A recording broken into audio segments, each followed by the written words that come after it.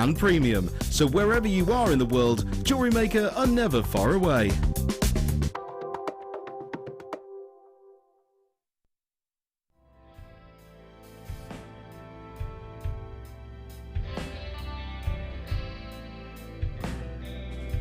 The first C we look for is colour. The colour of a gemstone refers to the hue, tone, and more importantly, the even saturation of colour within the gemstone. This can make the difference between a poor stone and a highly exquisite gem, being highly sought after by collectors worldwide. Secondly, we look for clarity. Almost all gemstones can contain some type of inclusions formed during crystallization. Some gemstones, for example emerald, are acceptable with inclusions, whilst others are graded on how clean they are. Then we look for carat.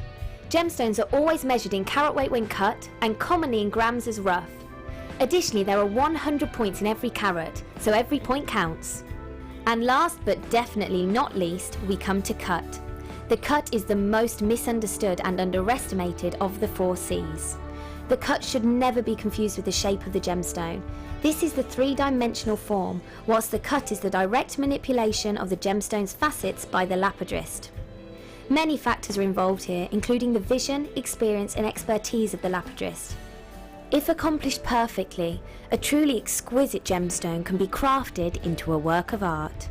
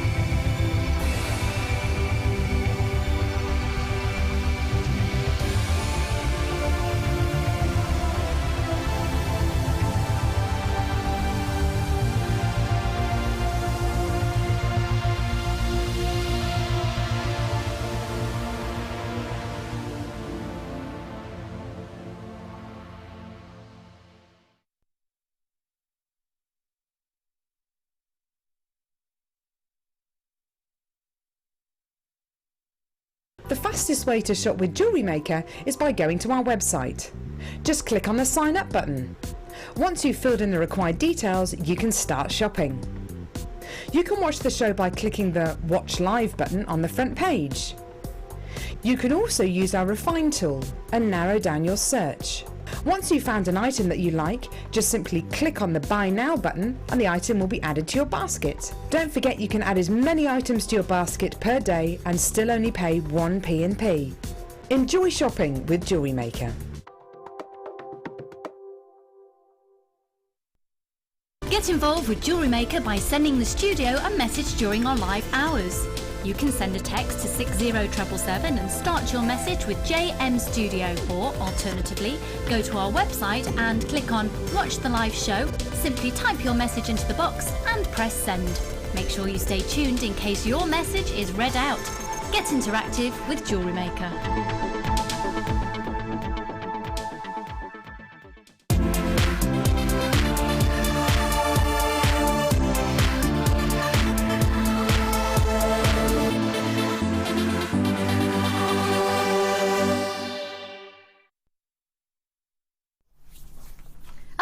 Welcome to Jewellery Maker. How are you?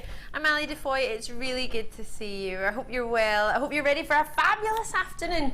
Oh, it's not just going to be fun or good, it's fabulous. I've got Prue with me, or Kumihimo as I like to call you. How are you, Prue? I'm very well, thank you. Yes, it's lovely to be back. I haven't been here for weeks and weeks, it seems. We've missed you. We've been waiting. Bless that train strike that didn't even in the end happen. We didn't all get to work together, but nothing's going to stop us No, no. Absolutely, here we are. Today is the day where we get to see Prue's amazing design. She's been working with some Labradorite, some magnesite, some lovely, lovely treats. Ametrine coming up in the kits today. We've got Kumihimo boards, don't worry if you've never seen one before or heard of it. We'll be talking you through it. We've got bobbins, we've got weights. This might sound completely bizarre to you if you don't know what jewellery making or what we do in Jewellery Maker. We help you make your own genuine gemstone jewellery, whether it be using cords or ribbons, whether it be using wire, or whether it be maybe using threads or lace. However you wish to join us, however you wish to make your jewellery, or maybe you just want to watch for the first time ever and get some inspiration from our fantastic designer Prue. Many of you know her, many of you are watching today just to see Prue, which is so wonderful. So welcome to you and thank you so much. But about 1:30, in about 25 minutes time, maybe just a couple of minutes over, we'll be going to spend a whole hour with Prue. So looking through our first design inspiration kit, you can get hold of the kit, you can join us and you can watch the designs and you can do them at home when you get the kit at home, or you can just take inspiration from them, or you might already have something in your head that you want and you need those gemstones. I've got something for everybody today, we really do. I'm going to start with an S-Lon bundle of S-Lon cords. So have a look at these. I can't remember if I introduced myself or not, but I'm Ali Defoy if I didn't. Ocean colours of S-Lon. So you've got yourself, I thought it said 5 there, but it's S-Lon. You have got yourself 210 metres in 4 different colours. So you've got 70 metres in the aqua S-Lon of 0.4, and 70 in the Capri blue at 0.4, and 70 in the chartreuse, which is your green, chartreuse, and then you have a 32 in the blue grey, which I'm presuming is this one, which is a thicker one. It's 0.9 mil. So these 3 here are all 0.4 mil, and this one on its own is a 0.9 mil.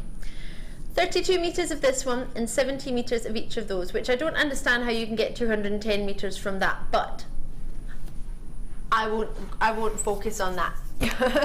You are getting yourself a code at the top of the page if you're watching us on the television, or if you're watching us on the web, it will be coming up as a live opportunity. Website is www.JewelleryMaker.com, but I have heard, Prue, that you don't need to use the W's. Yes, I think I've heard that. Apparently you can just write JewelleryMaker.com now. Brilliant. Awesome. Now we've been trained, now we don't need to use them. Now I've learned how to say all your W's. You don't even need to say it. Right, so the code on this one is WFGC70. So that's what the contact centre on the free number at the bottom of your screen if you're watching us on the television. And if you're watching us on the web but want to call us, it's 0800 644 655. It's always the same number. That number hasn't changed, I don't think, since we started about 5 years ago. Same number. With already half of the stock gone, the price we're looking for this is only £7.95. When we put things together in a bundle, for example, these are all 3 separate opportunities, as is this. So that's 4 separate cords that we've put together in a bundle as an opportunity, so that you get yourself a discount on the price. Because sometimes when you buy in bulk, you can get a little bit of a discount. You would think when you buy in bulk, you would get maybe one colour that's not very popular and the other ones would be popular.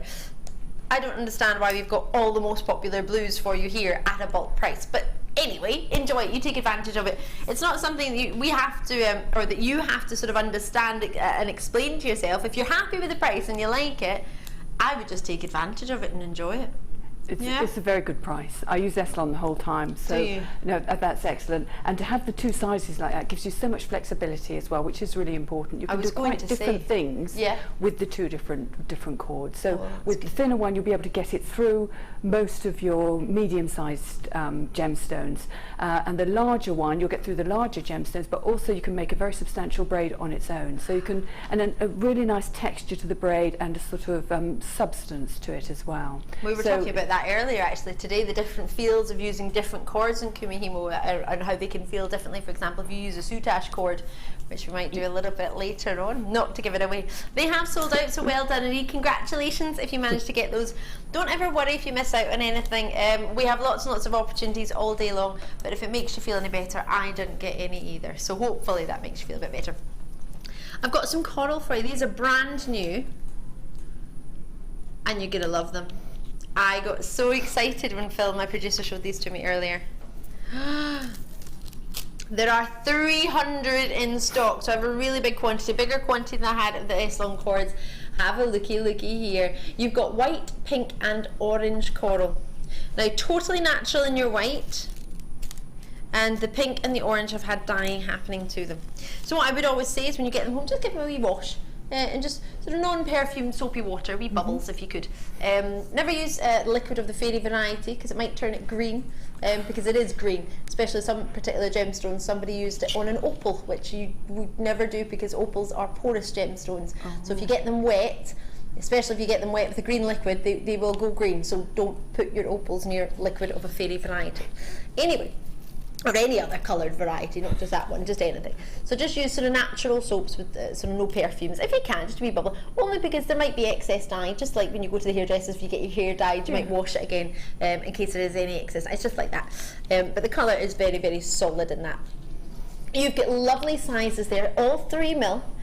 So you might class those as seed beads, but what I'm really, really excited about in particular with these is that these may be very, very good, and I'm going to get Prue's, of course, opinion on this because it's very, very valid right now, as to whether these would be good for your Kumihimo with the size of them being sort of 3mm. Perfect, absolutely perfect, yes, because you'd make a, you can either use them on just a couple of the strands, or you could use them on all the strands, so you can get all different effects with them, and the finished effect wouldn't be too chunky. Even if you have them on all 8 strands, you're going to make a substantial bracelet, but nothing that's too over the top. They're absolutely perfect, that size. Lovely. Oh, that's what we need, isn't it?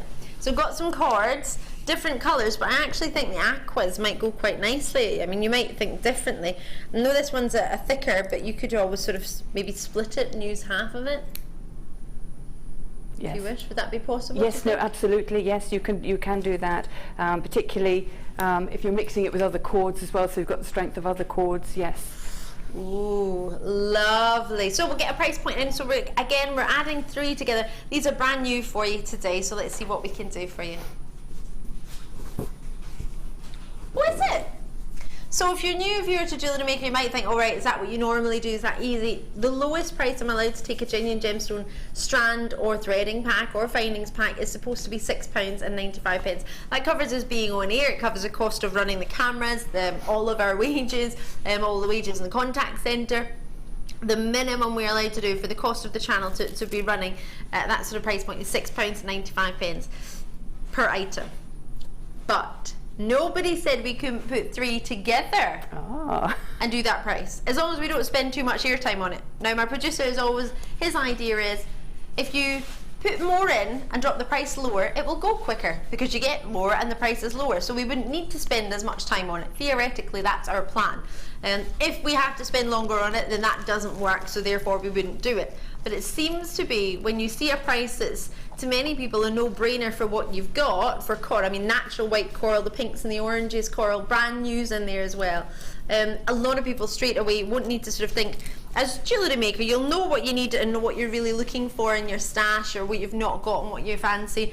You'll know how often you see this or how rarely you see this, so you'll know if this is a good purchase for yourself.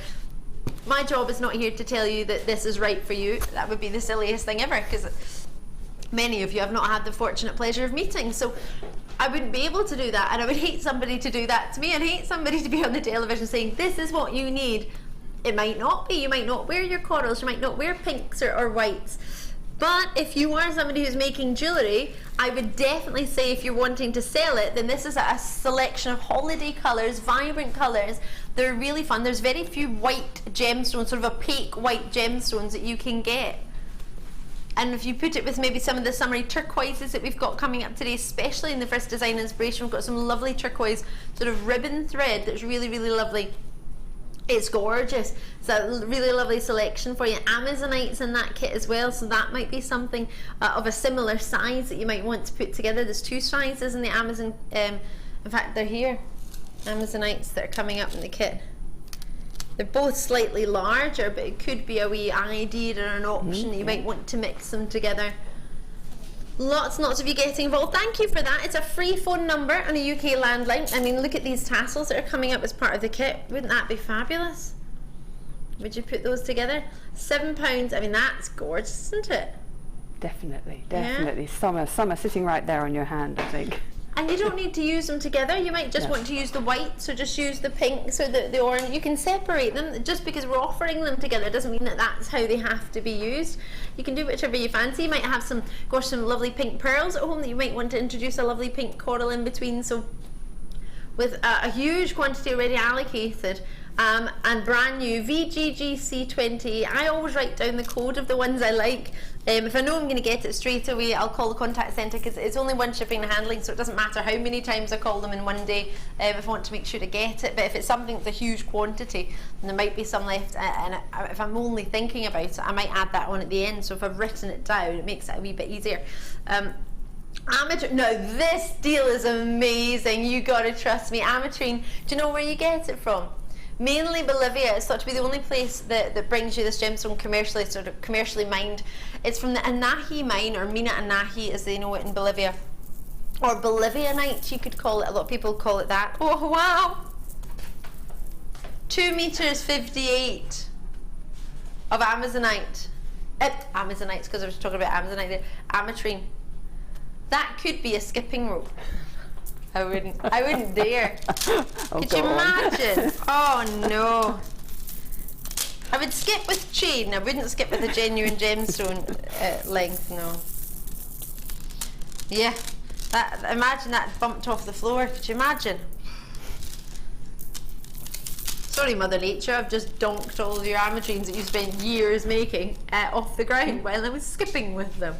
As if they were really, really easy to get, when they're actually, in fact, quite difficult indeed.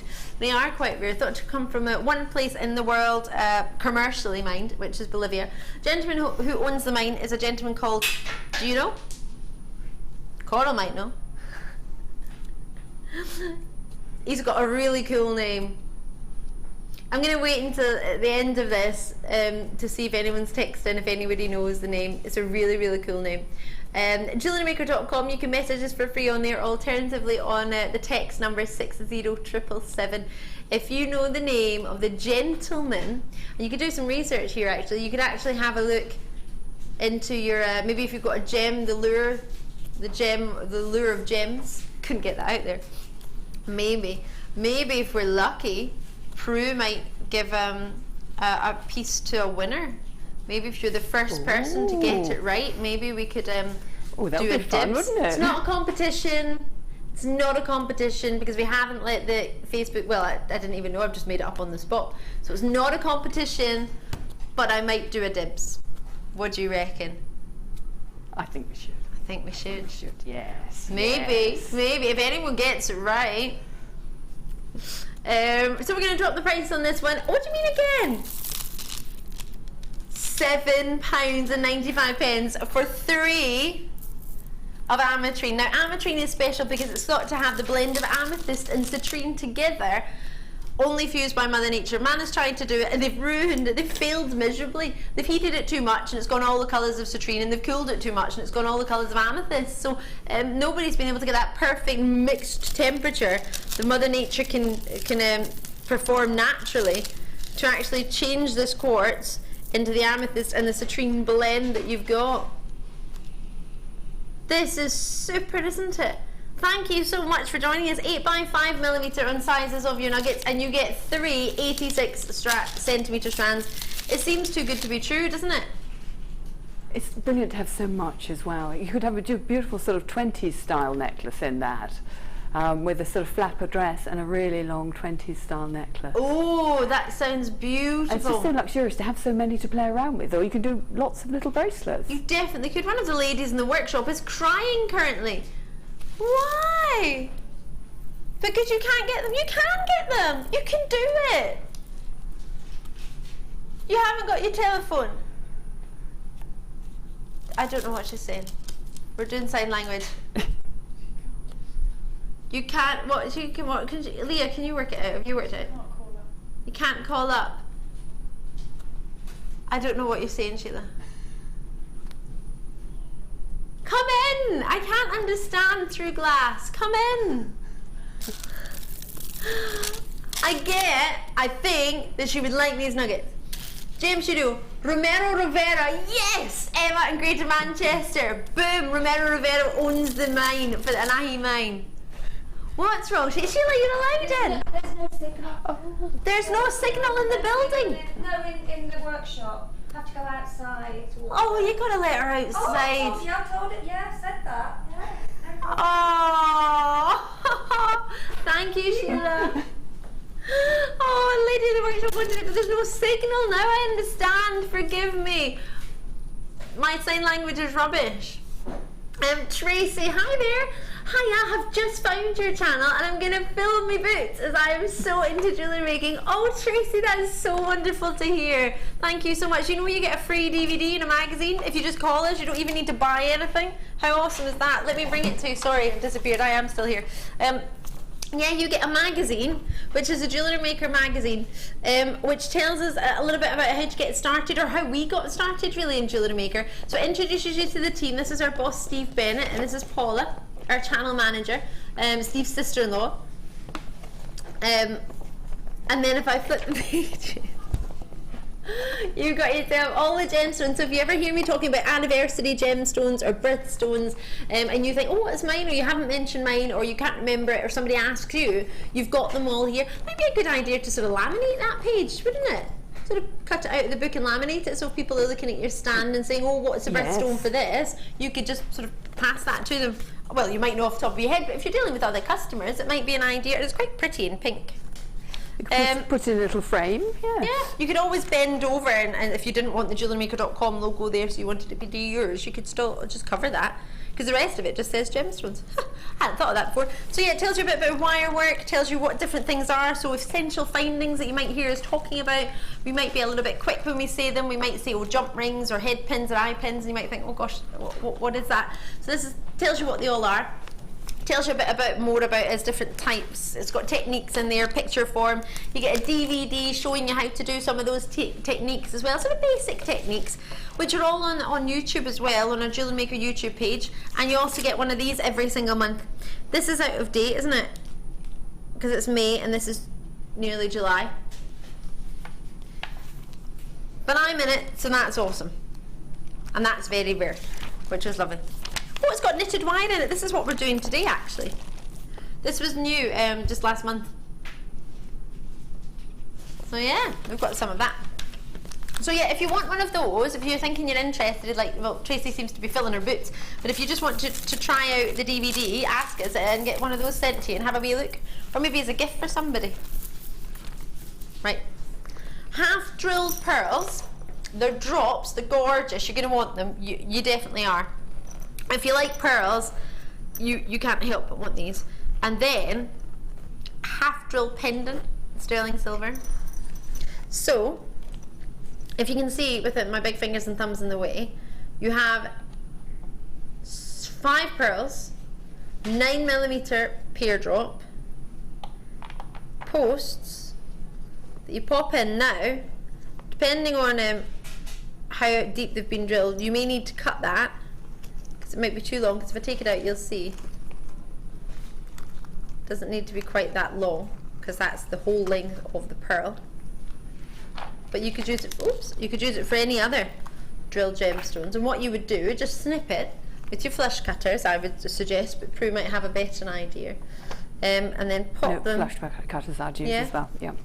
And then pop it in there. So obviously that's a wee bit long because it's the full length of the pearl, and the drill hole obviously for half drill pearls is only half the way through. So you would just do a wee snip and do it gradually, because you don't want to do it too quickly and then not have enough of the post in there to secure it. And then drop a little bit of your glue just inside. Now, would you glue the post, or would you glue inside the pearl? I think it probably depends. If you've got the hypo cement with the precision applicator, yes, then I would pop it in right into the middle like that. Quite often a little bit on the tip of the post is a good idea as well. And then as you put it in, use a twisting motion so that you actually spread the glue around a bit. Love you, Prue. So do that. And then obviously you would leave it to set, just depending on what glue you use. I would always check with the instructions on it, but I would definitely give it some time to set before you go to use it. And then you should have yourself a perfect solitaire pearl, 5 of them, with 5 posts to go, and the posts are all in sterling silver. They're 14 by 4 mil for the drop drilled posts, £21.90, and they're natural pearls, 9mm. You got them! Wonderful! Our gorgeous lady, and forgive me because I know her because I've seen her in many a workshop, many a time. I can't remember your name. Sheila as well. Ah! Sheila's waving to me. Our Sheila, I've met Sheila more than once. She's a lovely lady, beautiful, and I'm really pleased because I don't want to think of you crying. That would make me really sad. She managed to get her Ametrine. Yay! Happy days indeed. And there's only one post and packaging. If only you could pick them up today before you leave. Wouldn't that be wonderful? It's not going to happen, sorry. I know, I can't do it either. I've tried. They search out the security and those beepers really work. Yeah, fortunately. £17.95. Now, would you pay over £30 for a perfect pearl, which is totally natural, with a sterling silver post? It's beautiful. Yeah, no, it's absolutely beautiful. I mean, and it's so hard to get such perfect looking pearls, isn't it? No, that's lovely, really classic, and you can use it for so many things as well, can't you? Because you could make your matching earrings and yes. pendants together. Yes. You could make 2 pairs of earrings and a pendant. Yes, you could use them as charms on a little charm bracelet if you wanted to use it. Be very extravagant, use all of them, or on a chain necklace, just 5 little drops in the middle. Could you imagine the luxury of a perfectly natural pearl? Can't feel any flaws on them. You get 5 of them. They're just in the dish. It's just a little bit harder for me to hold them because they are half drilled. But they are. Can you see how flawless they are? How luscious they are? The orient on them is magnificent. The drill hole is really sizable. If I tilt that sideways, you'll see just how sizable that is. And you would just, as I say, snip the post down to the size that suits you or your half-drilled pearl. It might not be the pearls you want to use them for. You might want to use it in 1 or 2 of the pearls, and you might have other pearls or other half-drilled gems at home that you want to use it with. So we'll save the longer length on there because you can always cut it down, but you can't make it bigger. So always best to do that. And gingerly, I would suggest sort of graduating the post. Are you the same, Prue? Would you do it always really yes. gradually? Yes, with anything, not just that, with any sort of cutting, even if Kumihimo braids, the same thing. Yeah. Just make it a little bit longer first, but you can always cut a bit more off. Yeah, but you once can't you've cut too much off, then you're done for. You're stuck. I can't believe that. I would pay more than £17.95 for one of those, for a totally natural pearl. Yeah. In sterling silver. Brilliant. Love your work. You're gorgeous. Now, I have a really fun findings jar here for you. I've got some stamping tags, which you could put another hole on the other side if you so desire. You get 5 of them. They're brushed. They're solid. Quite like these. So they're sterling silver plated on top of your copper. That's a brushed finish you're seeing there. That one is a blank of a 30 by 10 mil in its shape. You get 5 of those. You've then got rice beads, 50 of those. I'll try and put them on my scoop actually. I'm trying to see if I've got a wee. There we go. If I pop them on there, one rolling around the table. So they're rice beads. Lovely in your shape, 6 by 4 millimeter and 50 of them. Puffy rice beads, and then finish off with these. It's a pack of brush beads. Normally you get 5, and we're giving you 2 packs. Is that correct? So you're going to get 10. So they're 12 by 8 mil. If I turn them around, these are my favourites, I have to say, of this selection. I love the brush finish. I think it looks fab. Maybe one of these and one of these together with maybe then a rice bead, which is sort of the shiny silver as opposed to the matte. They're very pretty together, aren't they? Do you like them? Yes. Lovely textures there. Yeah. It's a really beautiful silver plating and 2 different types of brush finish and then the plating. You've got yourself in total 20 pieces. Oh no, I tell a fib. 65 pieces altogether, 5 tags, 10 of the big brushed drops, drop beads, and then you've got yourself the rice beads as well. Woo! Is it? That's a is superb. I hope you don't mind me commenting on that, but I do think that is pretty super. I rarely comment on price, but do you think, Prue, is it good for Kumihimo, some of the rice beads in there? Oh yes, definitely, yes. As long as you can get a thread through a bead, you can use it in Kumihimo. Oh, I so can see the would be hole. brilliant, yes. And particularly mixed with other gemstones as well, can work really well. So you have a little hint of silver peeping here and there. That can look really, really nice as well. Oh, I like the sound of that. Hints of silver with your favourite coloured gems. Florence is in, Emma is in, and many of you joined us on the web before we even got the price point in for only $6.95. Thank you so much indeed. Sheila and Tracy, Florence, as I said, Jacqueline and Rosemary and Susan. Lovely to see you all today. Thank you so much for joining us. It's so wonderful to have your company. It really, really is. Oh, I'm really chuffed for you. And we've not even begun with the kits today. Wait till you see what Prue's been working on. You're going to be so excited. Not only to see how you make it, but also to see the possibility of if you manage to get one or not, and then you can get it home and then you can work on it. And goodness gracious me, this morning, do you know what I was doing this morning? Crawling around my living room floor trying to find a 2 by 1 millimeter fire opal that I dropped. Did you find it? Oh, I found it. I wasn't leaving that house this morning until I found it. Oh, on a cream carpet. I thought it would have been quite obvious, but no. I was I bought a strand and I wanted to thread it, but I need this. I was using the old beading thread, you know, the one that was a higher gauge. Yeah. And it's not as easy, and I need the new beading thread. I've got hundreds of the old beading thread if anyone wants it, but the new beading thread I couldn't fit through. That's what it pinged across the living room, and obviously I had to find it. 1, because it was a fire opal, and 2, because I've got a rabbit, so that would not have been good. So yeah, so my kitchen table was a mess, or dining room table was a mess today. Good job, the bunny's not going to complain at me for not tidying up. No, they like a bit of mess, I think. Oh yeah, well he likes putting his face in the box, trying to see what he can get.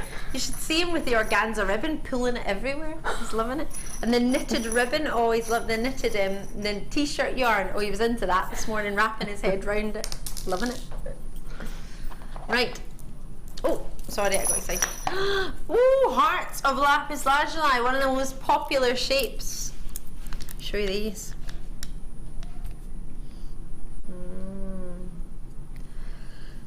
And again, with these, just give them a wee wash with soapy water when you get them home. So there are no perfumes in your soap if you can, just wee natural soap. Purely because they have been dyed, so there may be a wee bit of excess dye on there. There might not be, but I always think before you start working with it, it's best to do so. There's no harm in it for this type of gemstone. For a porous gemstone, maybe, well, definitely don't. But for these, it's a nugget strand plus plain rounds. So I'll take that round so you see you get 1 of each. This, nugget-wise, is an 84 centimetre, 8 by 6 mil, 300 carat lapis lazuli strand. The hearts are coming in at 12 mil, and your rounds are 6 mil. So a lovely selection of sizes there, isn't it? You've got a wee bit of everything there. Are we? For lapis lazuli? I saw so much of this at Windsor Castle when I was there the other week. Oh really? Yeah, in all the swords.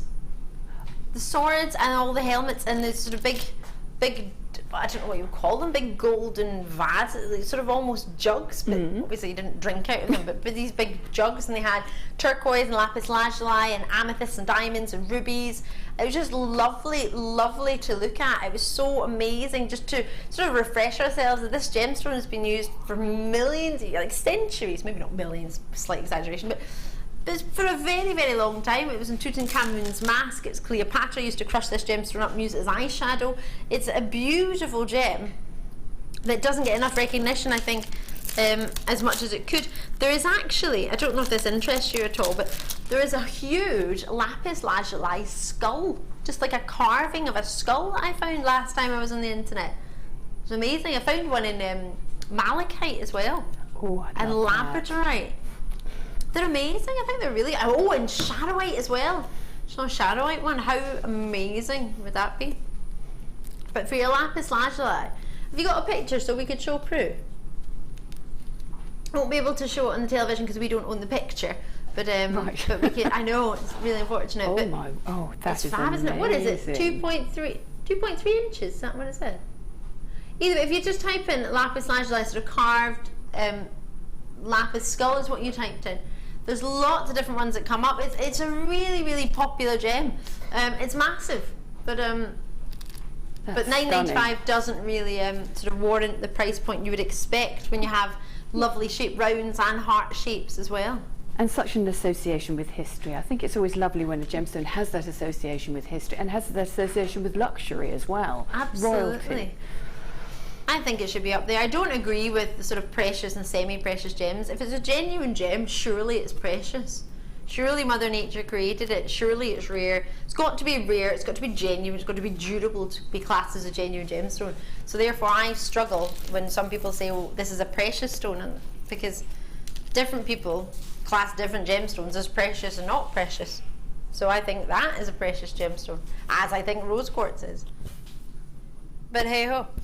Enough of that, my thinking out loud. Should we go for design inspiration? Totally, let's do it.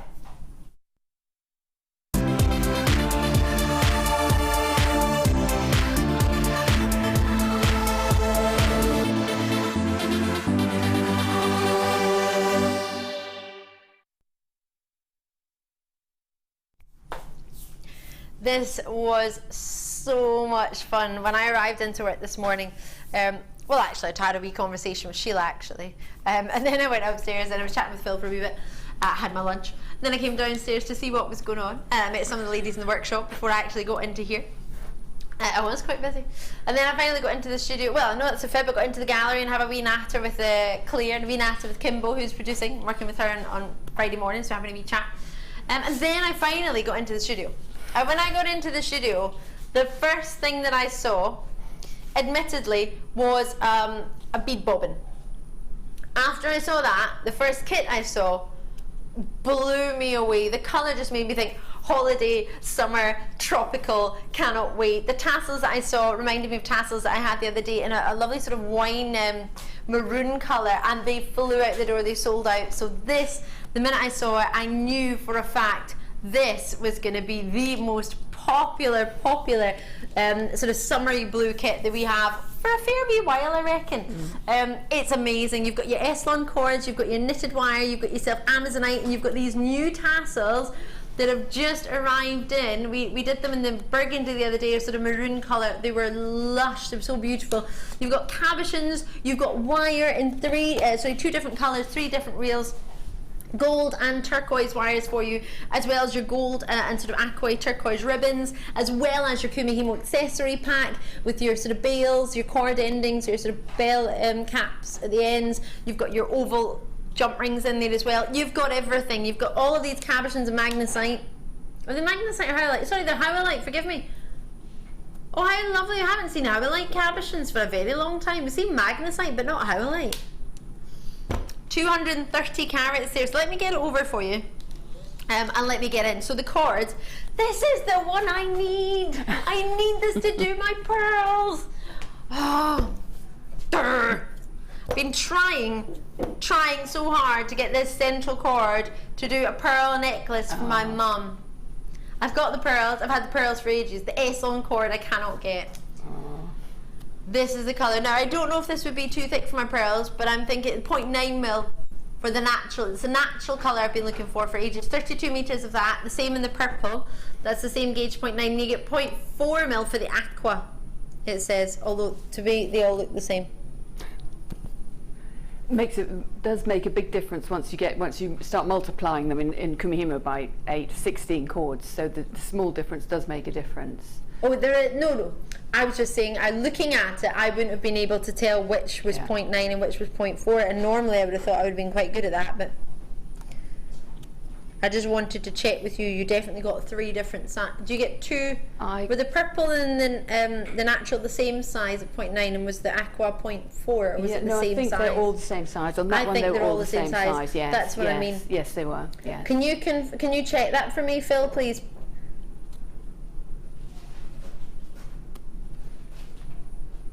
Okay, well I've got the wrong on the screen because this is a 0.9 and the same. So the graphics say they are correct. Alright, so maybe what we got given to work with is incorrect.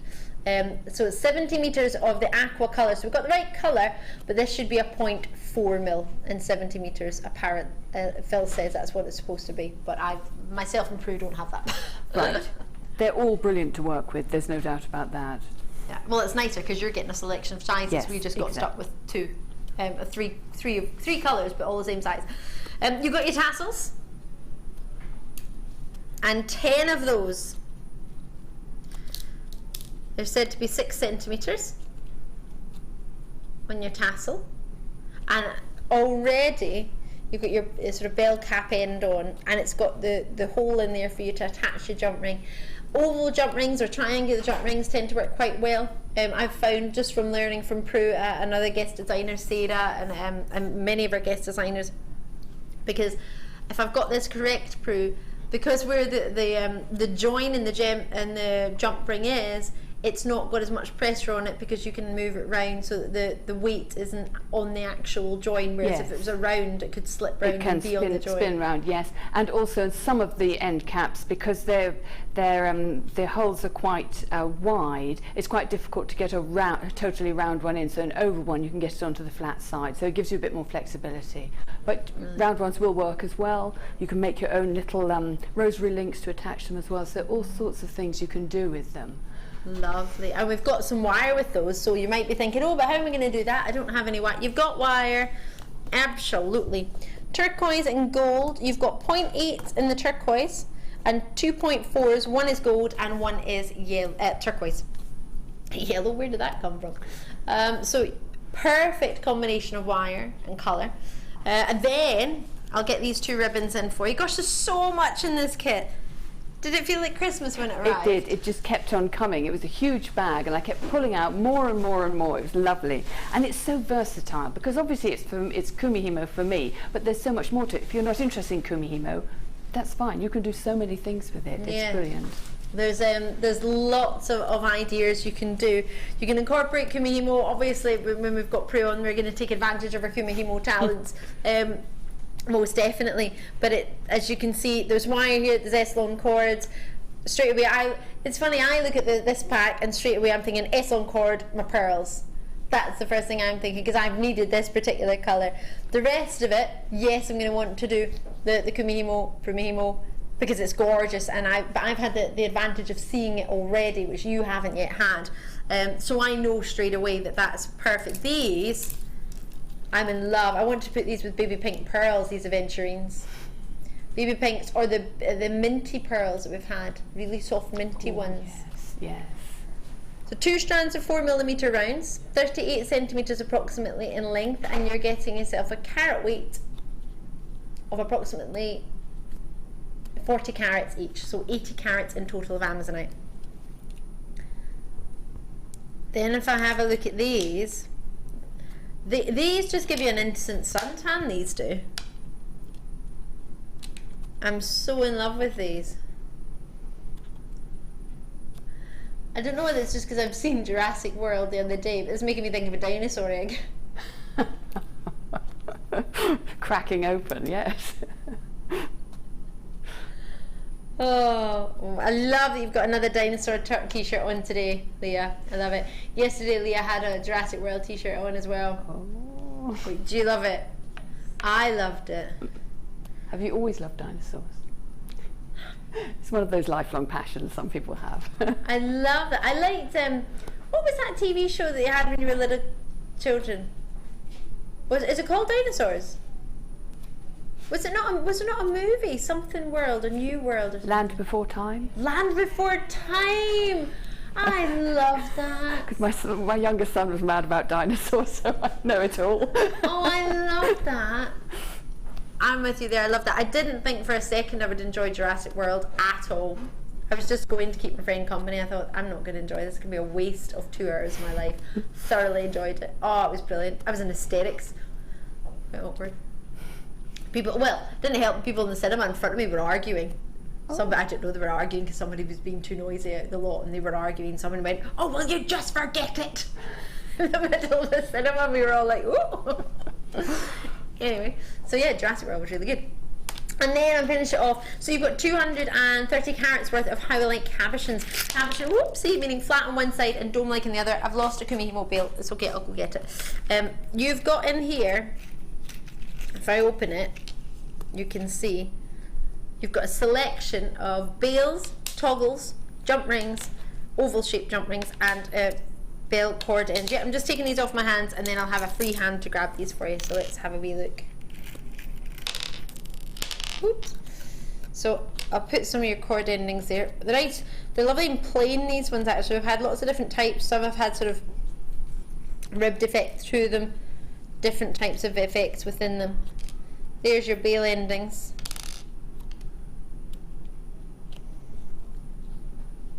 There is another one of these. It's currently on the floor, so please forgive me for that. And you've got your toggles.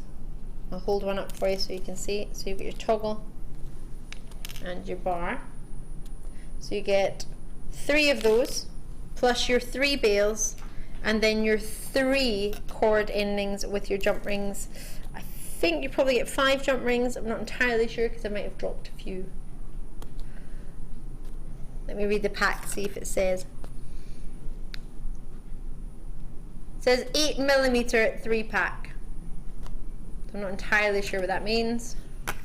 Prue might know a bit better than I. Just trying to think about it. Yes, I think you get an oval jump ring for every one of the end caps. Okay, so I've lost a few jump rings then. Oh, there's another one.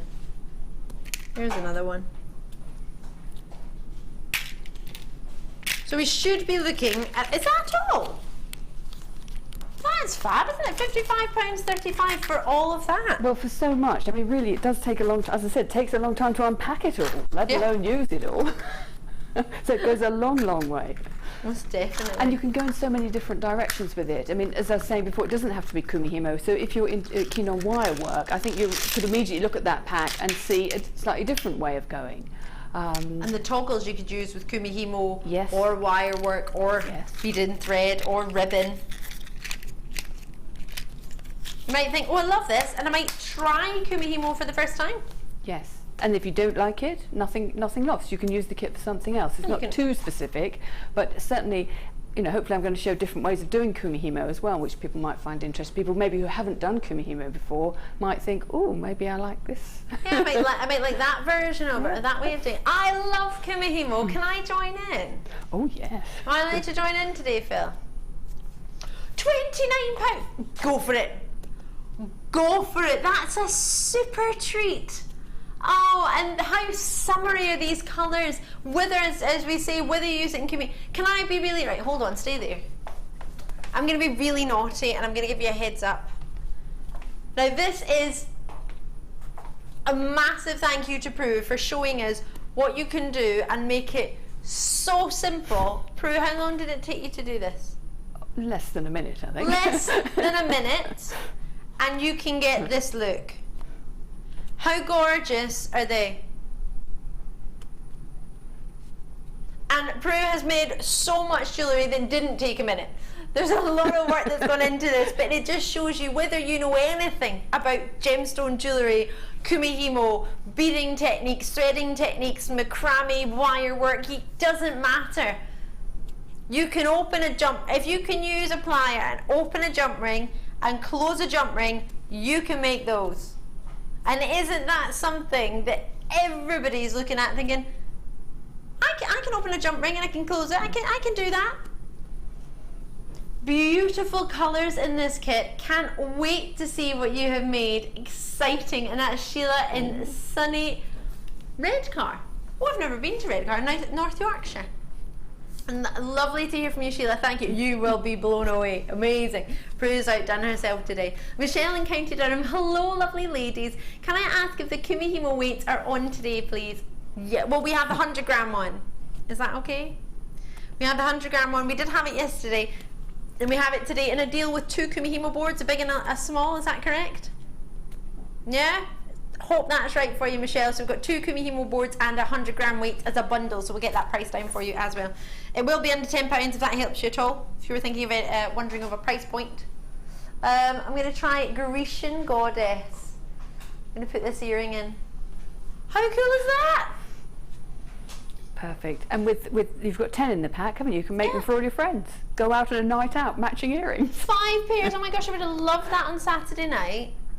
We had, I was 60s, 70s and 80s disco as part of the hen party, but that we were on. Oh, can I put the other, well, I put one in. Can I put the other one in now? Am I allowed? And they're nice and light to wear, aren't they? Oh, so yeah, sometimes there's with no very weight dangly earrings, some people are concerned they might be a bit uncomfortable halfway through the evening or whatever, but those are lovely. They're just tickling your shoulder. It'd be lovely. They give a really big look with them without a big weight, as you've said. They're really, really comfortable. If I can find the other hole in my other ear. Right, I'm going to put it in as I walk. In fact, I say that, I'm going to get my coffee and walk and then put it in. If you've just tuned in, it's lovely to see you. I'm Ellie Defoy. This is a wonderful Prue. I love this lady so much. When you see what Prue's made, if you haven't already checked out your baskets, you're going to be trying to check out multi-checks here. There's something for everybody. I really do feel it. Whether it be something like these earrings, whether it be something that you might be getting complete different inspiration. As I mean, straight away I was thinking, oh, I want for my pearls, I need that Eslon thread because I've been waiting for it. You might have been waiting for gold wire in 0.4. You might have been waiting for your turquoise colour wire. You might have been waiting for the knitted wire. There's so much that you might have been fancying. Holes in my ears are so rubbish. They just close when they feel like, if I don't wear earrings, they just close. Yes, no, that does happen, doesn't it? Grecian goddess is what it's called. Don't worry if you don't remember that, but MAGC30, there we go. MAGC30, I found the hole in my ear there finally. I swear the women pierced them diagonally, which is why I can't get anything in. So £29.95. We've got another wee message coming through. Oh, it's from Veronica, sorry, forgive me. Oh, bonus, just bought 2 kits at the original price. Had to love Prue's design. Get in, what a result. Really pleased for you, Veronica. Isn't that fun? Lovely. It's lovely, all the messages that come in, aren't they? So pleased for you. Congratulations and well done indeed. £29.95. So if we have a look, so we've had the bracelet, incorporating the Amazonite in here. Is it the aqua thread you've gone for in that one? Yes, and I wanted the thread to show on that one, so you know I could have chosen to have them the beads very close together, but on that one I wanted them spaced out so the thread itself can show. So the rounds are on 2 of the 8 cords. They're 2 diagonally opposite to get that effect. You got that. You've used the bail from the pack, and if I flip it round you can see the cord ends being used as well with the toggle in tow. Feels great. They give a lovely finish, don't they? Yeah, feels fabulous. In here you've incorporated again the tassel, so you could have it with the earrings as a set, but you could also wear it on its own. Again, the same way of finishing that bracelet. You've got a really wonderful, and that's a sort of thicker braid. Yes, that's 16. Just from me feeling it. So that's your 16. Yeah, 12 cords. Sorry, 12 cords. Sorry, I did on that one. Yes, sorry, I forgot. Yeah, 12. 12 cord braid on this one. You've then got, just using the knitted wire, and this is fabulous, and you've not had to make, because I was wondering how you were going to make a joint, how do you fasten it, but you've actually made it so that you can, I presume, slip this over the head. It's long enough to slip over, yes. I mean, it is easy enough to add a clasp on. You just need to fold over ribbon clasp, something like that, and so it's very easy, but just on that I just didn't want it. I just wanted to have it looking really sort of slinky around the neck, really. I love that, a slinky neckline. I'm just going to bring these over.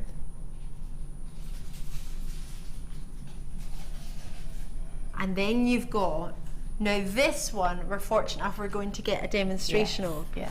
And in the demonstration of this, look at that. And the demonstration of this is going to help us to then make these. With the wire technique here, yes, you can then use that same technique in this pair of earrings. And the final 2, well, I'm saying final 2 pieces, I've got a pair of earrings in. But this necklace, and again, what's so lovely about these is you could wear them all together. You can mix and match them. Yes. One bangle could match one necklace. One pair of earrings could go with one bangle. You could really, with all the colours that you've got here. I think what's great about our kits and what we originally started with our kits is you can't go wrong. No matter what you make, the colours will all work. Yes. So whether you decide to put one bracelet with more of the purples in with the turquoise, it will all go together. So whether you do the same as Prue, whether you do a mixture of Prue and a mixture of your own, you can't really go wrong.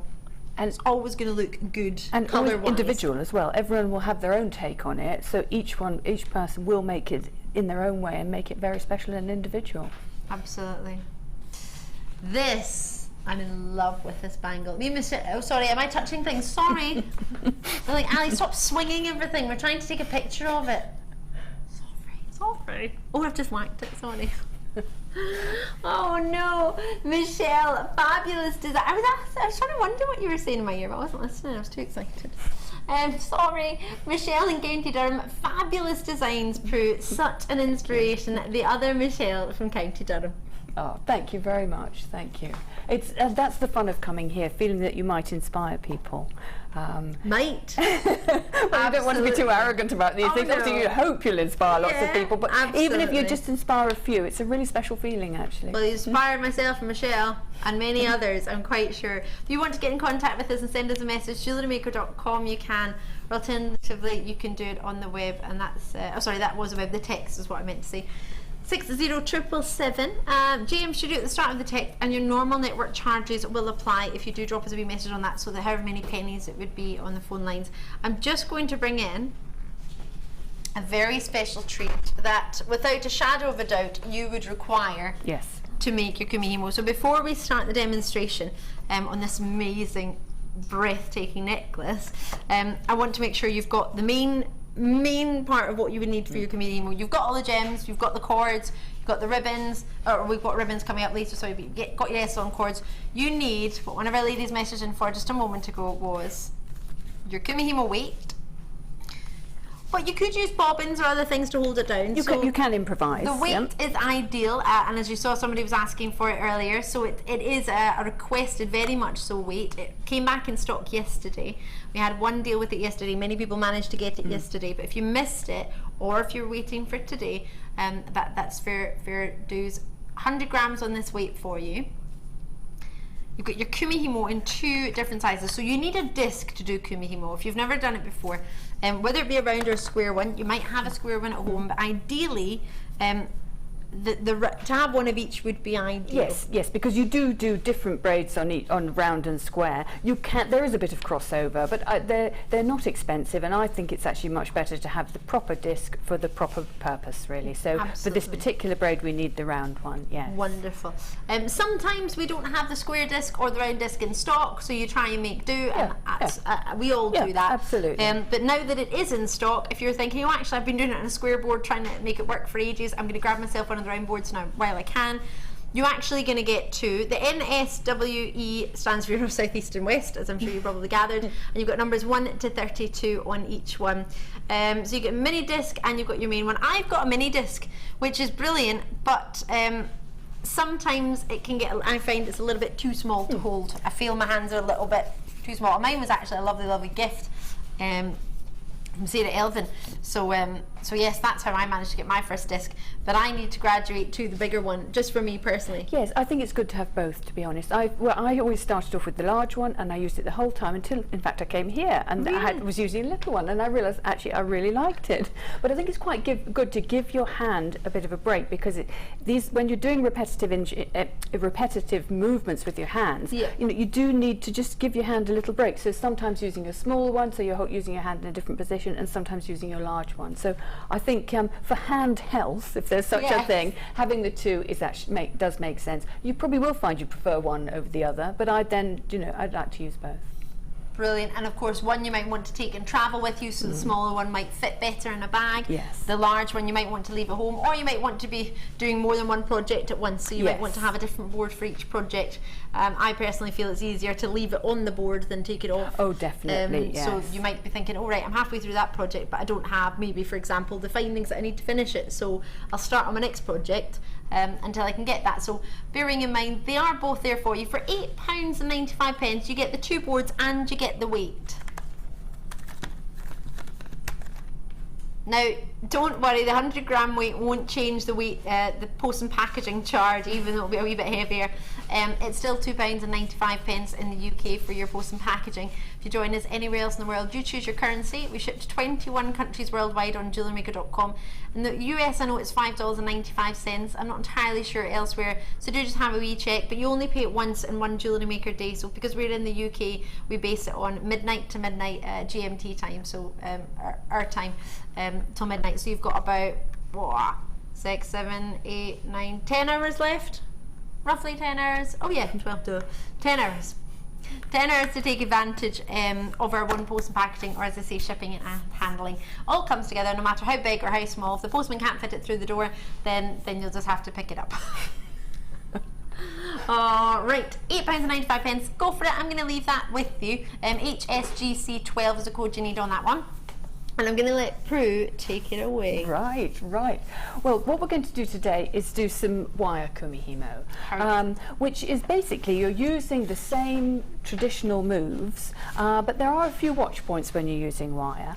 And once you've done a wire braid, you'll find that it's got a lot of flexibility. You can use it in some quite unexpected ways.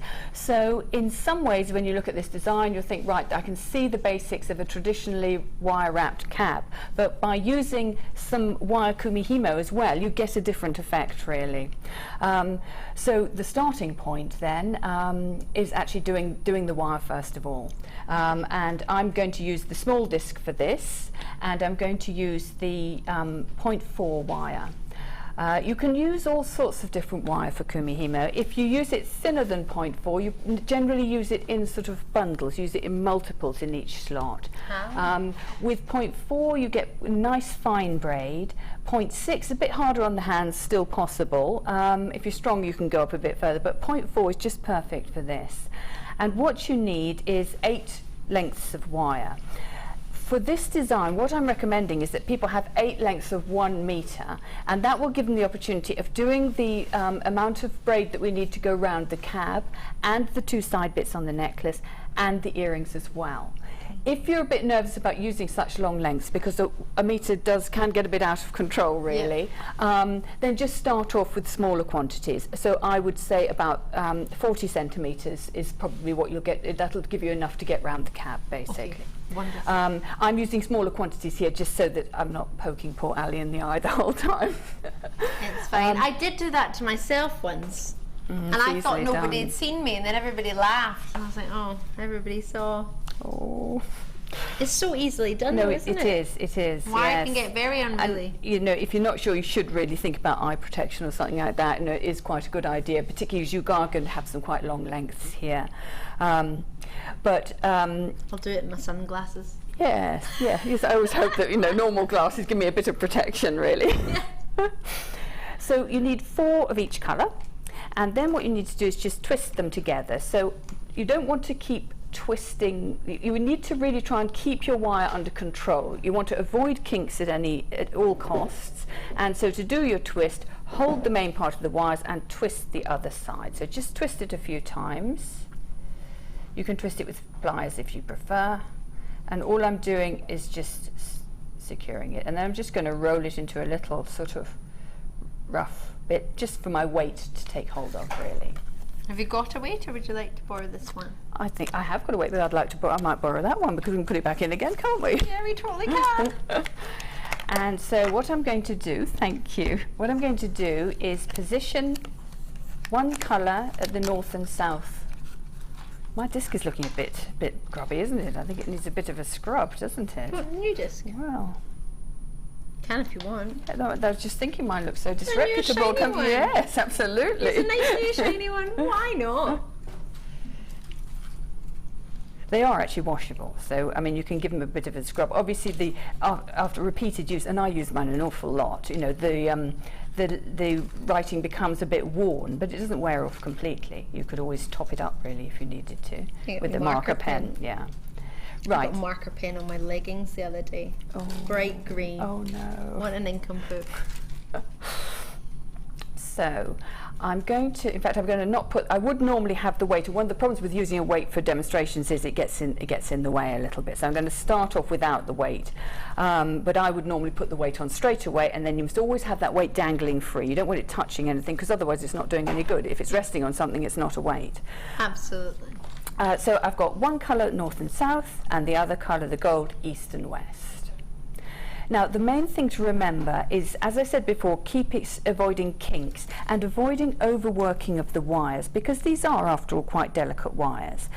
So what you want to do is, rather than ramming the cords into the slots and right up tight like that, just put them in the beginning of the slot and they will stay there. Wire works slightly differently to cord, and it just needs the guidance, really. And in doing that, what you're aiming for is a nice curve on your wire rather than a sharp bend, because once you start making your braid, you're going to have quite a sharp bend there, and then we want to work it there. So the wire's going to come under quite a bit of stress. So early on, just bear that in mind. So you're going to work gently.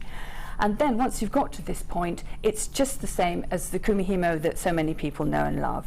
But for people who are new to it, this is round braid, and what we're going to do is we take the top right wire and move it to the bottom right slot, and I'm just gently smoothing it and sliding it, as you can see, just gripping it on the edge there, not doing a hard bend. And then I take the bottom left cord and move it up, smoothing it over to the top left slot. And then you can turn in either direction and you perform the same moves. Top right to bottom right, bottom left to top left. Wire takes a bit more time to form in the middle, so at the moment it looks like an absolute bird's nest there, and not a very good bird either. Not a very neat nest, but it does come together, so we just keep going. We've got over 50 allocated. Well done, Nikki, guest designer in the West Midlands, is showing an interest. She's in on Sunday. Ooh, in the Design Inspiration Show. Oh yeah. Ooh. Phil's giving me a thumbs up. Yep. That's what's happening. So £8.95 for the Kumihimo boards and the weight, just so you know. That's what the price is for there. So I'm just continuing very gently, and sort of smoothing the wires. Again, not trying to manipulate them too much. Don't smooth them too much, because that's all working the wires, and you just want to keep that to a minimum at this stage. So often with wire, I think it's about the planning and knowing what the pitfalls might be. And with wire like this and with Kumihimo like this, the pitfall is definitely kinks forming and overworking. Can I just move your hands back just a little bit? No, perfect, thank you, sorry. Getting overexcited. No, well, it must be the wires. Must be tickling, must be trying to... Is it, or is it not? Yeah, no, actually, I think probably you're right. Subconsciously, I'm moving it away from myself, aren't I? Hi, Claire! Claire's giving you waves. That's a nice kimono. Lovely. Claire's in the late show with you tonight. She looks lovely. Love a wee kimono. Sorry, no, I do too. I'm so distracting. Forgive me. I'm really sorry. Well, no, this bit is repetitive, really, as well, because all it is just continuing with that top right down, bottom left up. Now, some people will have learnt the other way: bottom left up, top right down. That's exactly the same. You're moving the same chords, and as they don't cross, you will find that it makes no difference which one goes first. So I'm working away, and gradually it's starting to form underneath. So I'm just going to turn it over. So we're seeing it starting to form there. Now, it doesn't look very neat there. Don't worry about that. Because as long as you're doing the movements correctly, you're going to have the basis of what you need. And then the great thing about wire is you can manipulate it after you've taken it off the disc to get the shape that you want. So that basically is the method of doing the wire Kumihimo.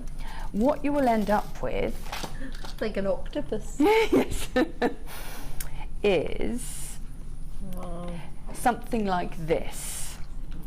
So it's quite sort of, but it's a bit bumpy. It hasn't got such a nice twist on it and things. And if we compare it with the other end of this wire, you can see that it's much neater there. I don't know if you can see that. It's got a nicer twist on it, much more regular, yes. And so what we do to get that is, all you do is, so I've done half of this, is that you twist it gently to make it even. And with different sorts of wire Kumihimo, some of them you can stretch out, some of them you can manipulate with pliers, but you always do a little bit of manipulation afterwards to get that neat look. You know, cord's going to place straight away, wire doesn't really. It's a bit like when you have your Viking knit and you sort of pull it through the draw plate to get it formed. It's exactly the same, and it's like magic. You can't believe that something that looks quite messy turns out to be so perfect with Viking knit, and it's kind of similar to that really, but you're doing it with your hands. You can actually draw this through a draw plate as well. I've seen people do that to get different effects, but the effect we want here is just a neat twist. It's best to use your hands for this rather than pliers, because pliers can compress the braid a bit, and all you do is just gently twist it till you're happy with it really, and just work up. And can you twist it too much? Can you twist it so much that it would break? Yes, so that's why, yes, you could do if you went on and on. So that's why it's always best to do it with your hands, so you can feel if you're going to it will be quite stiff, as you can see. I'm sort of working it a bit, and you can have it as twist. You can sort of have the twist. I've got it a bit tighter there, I've got it a bit looser there. Actually, my hands are a bit slippery, but that's why it's a bit looser. But then you can go back and do a little bit more. If you start to meet serious resistance, then you're going too far. So that basically is how you get your wire twisted. Yeah. Just so you know, the kit, if everybody who's got it in the basket checks out, it's sold out completely. So if you're thinking about it in your basket, well, I'm presuming you are, that's why you put it in, then maybe decide if it would make a difference to you if it went and you don't get it, or if you're thinking to myself, I really want that, and if it goes, I'll be quite disappointed. So try it, and I don't mean to rush you, but I'm trying to help. If you know you really want it, remember you've got your 30-day money-back guarantee. Your card isn't usually charged till it's due to be shipped anyway. Do give yourself time. By all means, keep it in your basket, but if it does sell out, then unfortunately there's nothing I can do. So best of luck to you. If you decide to go for it, great. If you want to continue to think about it, I totally understand, but just to make you aware. Bobbins! Bobbing about. Do you like a good bobbin? Oh, definitely, yes, yes. Bobbins are perfect for Kumihimo, aren't they? Yes, they are.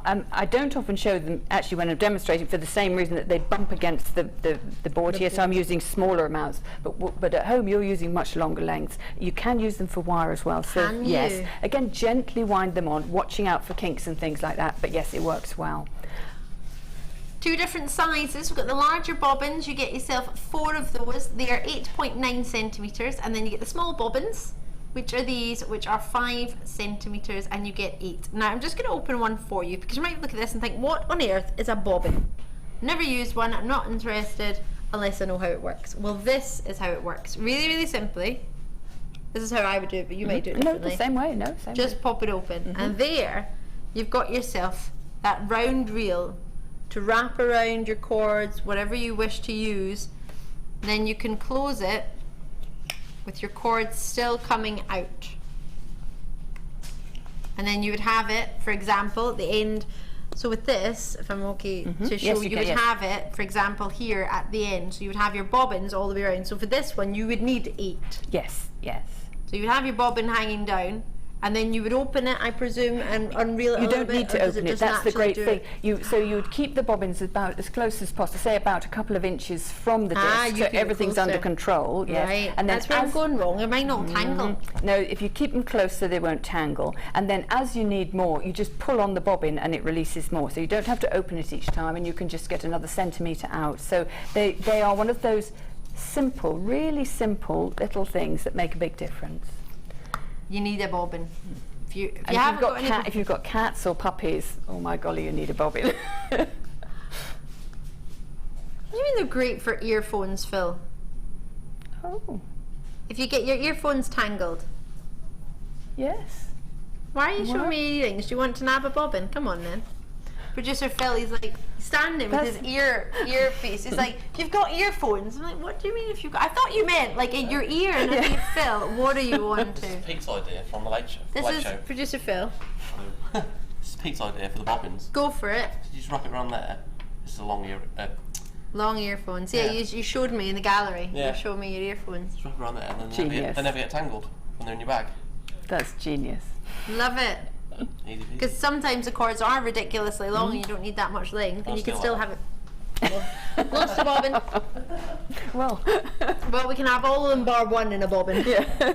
Oh, hello, coming in there, Leah. I love that. Right, 12 bobbins in total, 8 in the small bobbins, which are 5 centimetres, and 4 in the large, which are 8.9 centimetres. Join me when you can.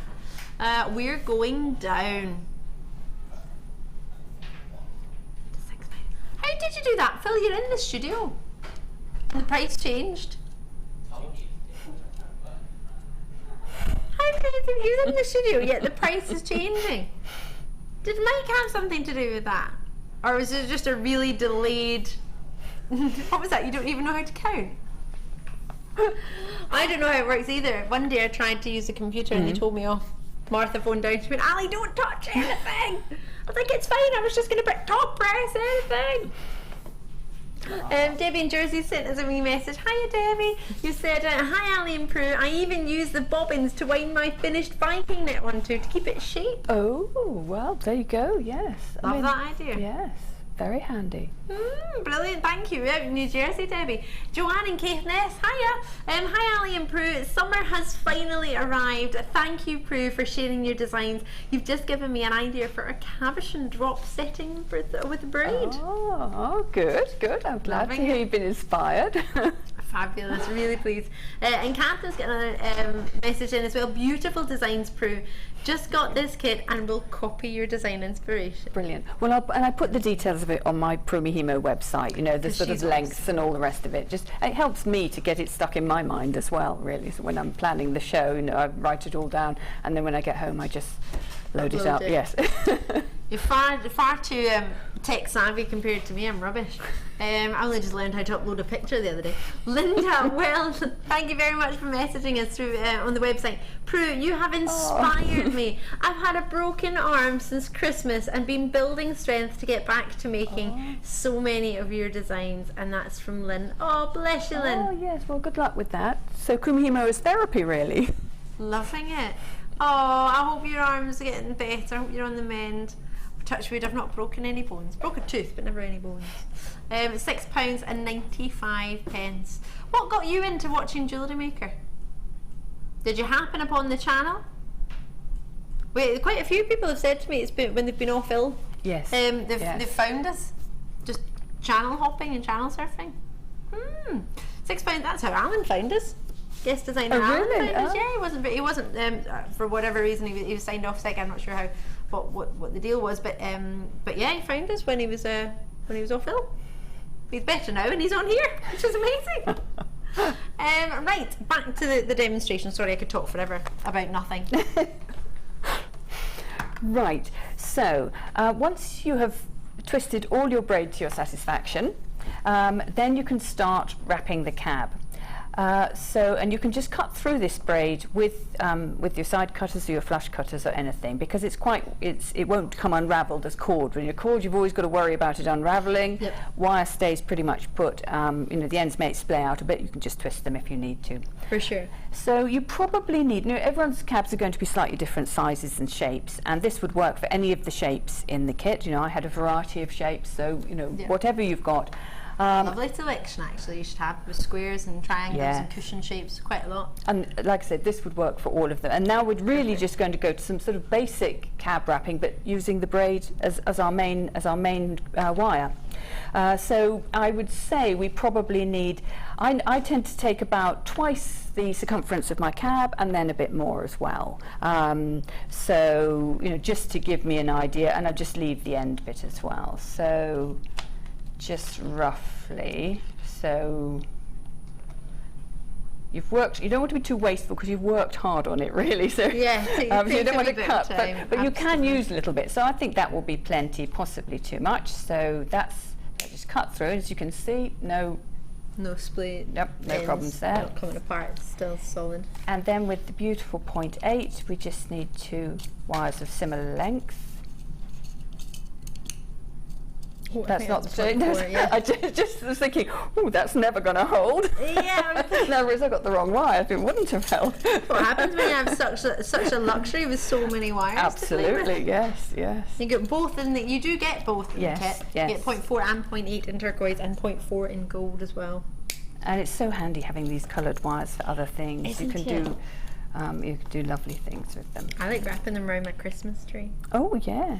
Different colours instead of tinsel. I like to make coloured clasps and things like that, you know, just to sort of customise things.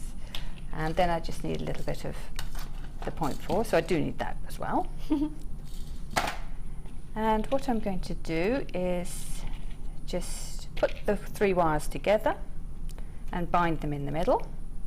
Now this is going to be familiar to many people who do wire wrapping. I tend to go for quite an asymmetric look because I like that look, and I think it works well with the Kumihimo. But if you like to be really, really precise with your wrapping, then you need to measure up so that you're getting it in the same place. So I'm just going to do a little wrap there around the 3. I'm going to wrap around 4 times and then just straighten them up, tuck under and clip off. And take time, obviously, to make sure those ends are not going to scratch. And then I'm just going to check the sizing of the cab, and I'm going to put 2 wraps on the side, and this will start to keep them together a little bit better. Those wraps at the bottom weren't very tight, but that's fine for the time being. So I think I'm going to do them a little bit asymmetric, again because I like that effect. That looks beautiful, isn't it? It's really nice with the turquoise and the gold. It's a lovely combination. It's really rich, really very stylish, quite designer, quite loving it. There we go. So wrap it around there. Again, 4 times should do it. It's always good to just take your time to get these really neat. I don't want to spend too much time on that because I want to get on as far as I possibly can with and with your pliers you'd want to just tuck those down, you know, to make sure they're really neat. Those aren't as neat as they could be, but they will hold, and at this point that's what matters. So on this side I'm going to do a couple of wraps. 4 wraps again, a little bit higher maybe on that side, so it's asymmetric. Like I say, if you like lots of measuring, then that's fine. Get them so they're exactly the same. And again, make sure you do a better job than I have of tucking them under. Even them all up.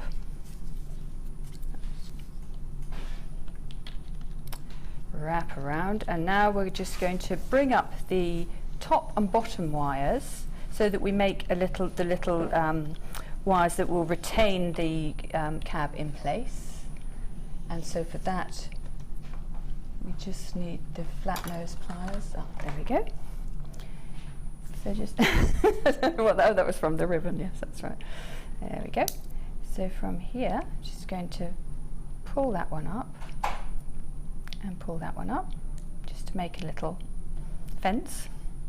And on this side, again, I'm doing everything asymmetric, so that you don't need to worry too much about the. There we go.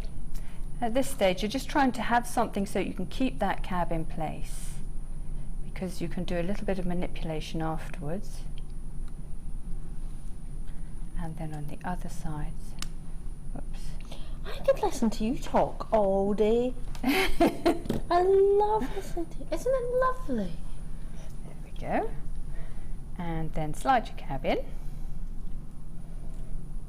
Now you'll find that working with a braid like this, it's a bit stiffer than if you were just but if you're wire wrapping, it's a bit stiffer than if you just had normal 0.8 there.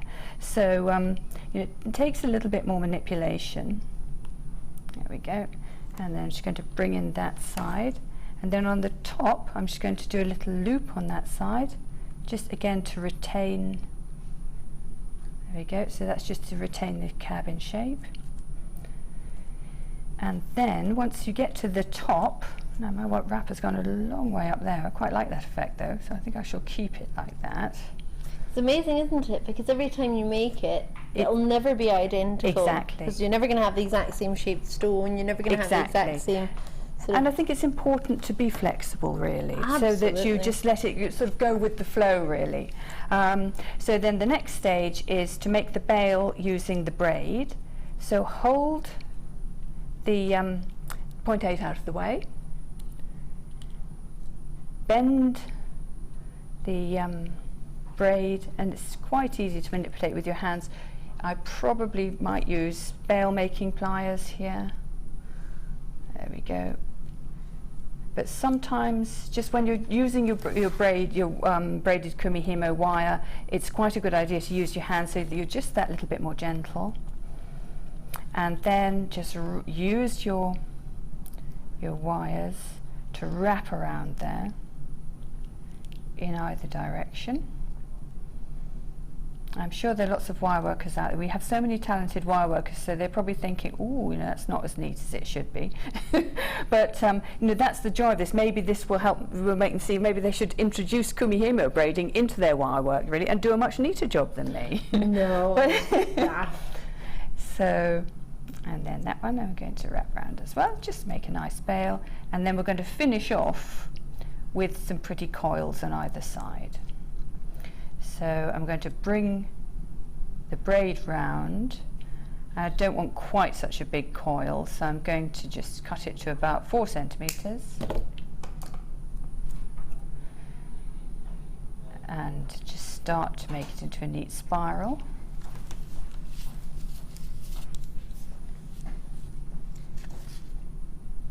Like that. And then bring the other one round.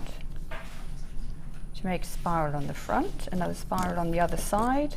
Again, cut that to a slightly different length, so I end up with a different sized spiral.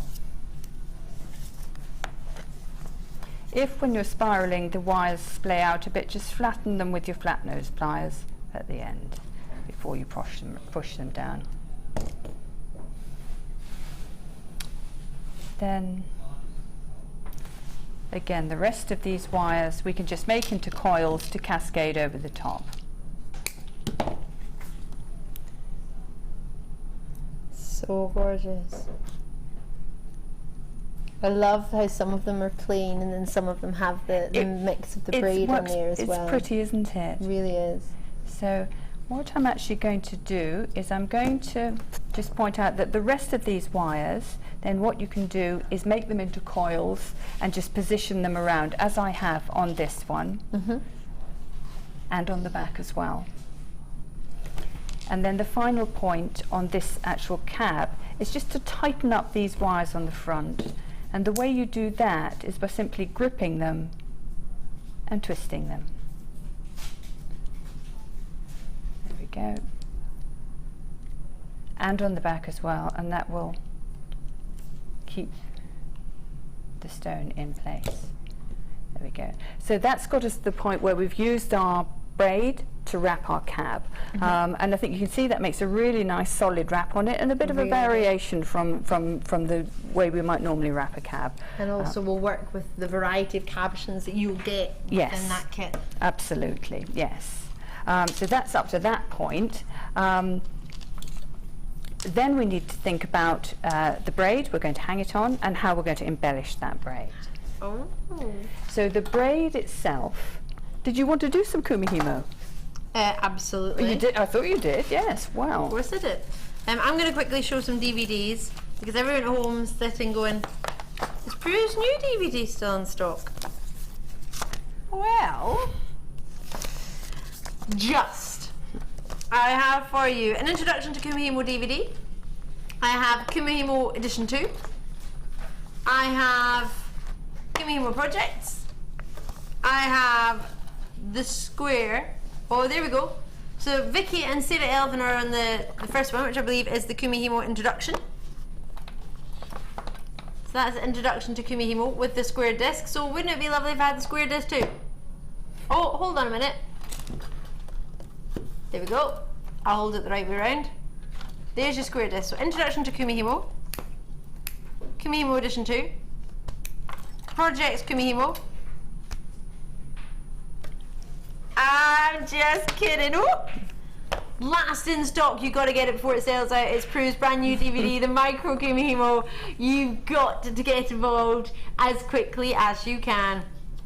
There we go. There's our Prue.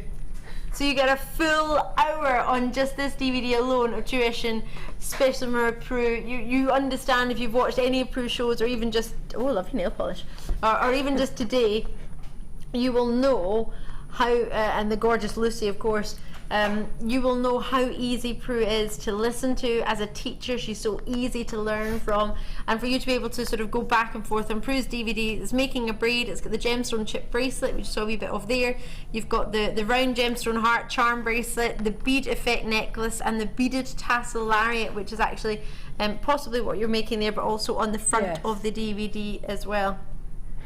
And what I try to concentrate on is helping people get the correct tension with the sort of finer chords and everything. But what I think is great about that collection is it really proves how varied Kumihimo can be, because there are quite a lot of us here doing Kumihimo, and I think you can spot a mile off who has done which one. We all have our own take. So though it's an ancient Japanese art that's practiced in a very stylized form in Japan, I think now that this has been given to jewellery makers, I think we all bring our own experiences of other things and our own creativity. And I think when you look through a selection like that, it merely makes you think, I can find a completely new way for myself. I can do it like Prue, I can do it like Sarah, I can do it like other people who've been at Mark's doing a lot of I can do it like Mark, or I can find my own way, and I think that's very inspiring, really. Most definitely.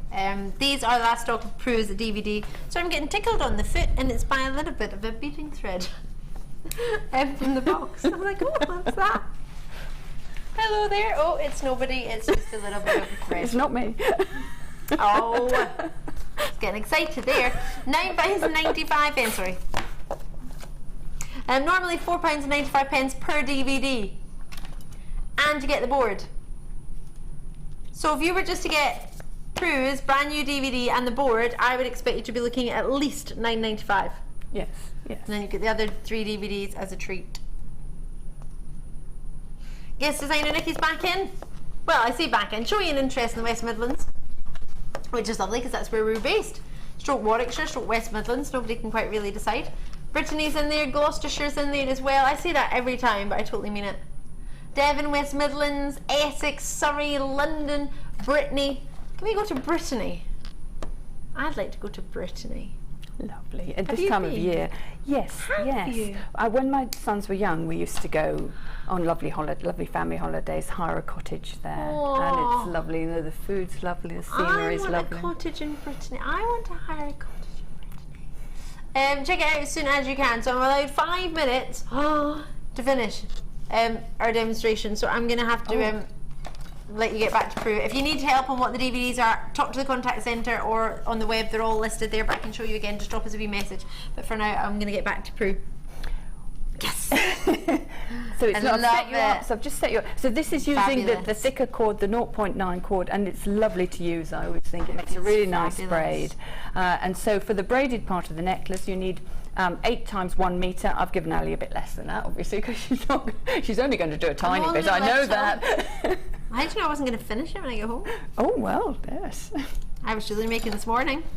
Wasn't going particularly well, but we got there in the end. Hee hee. Right, so top right down, bottom left up.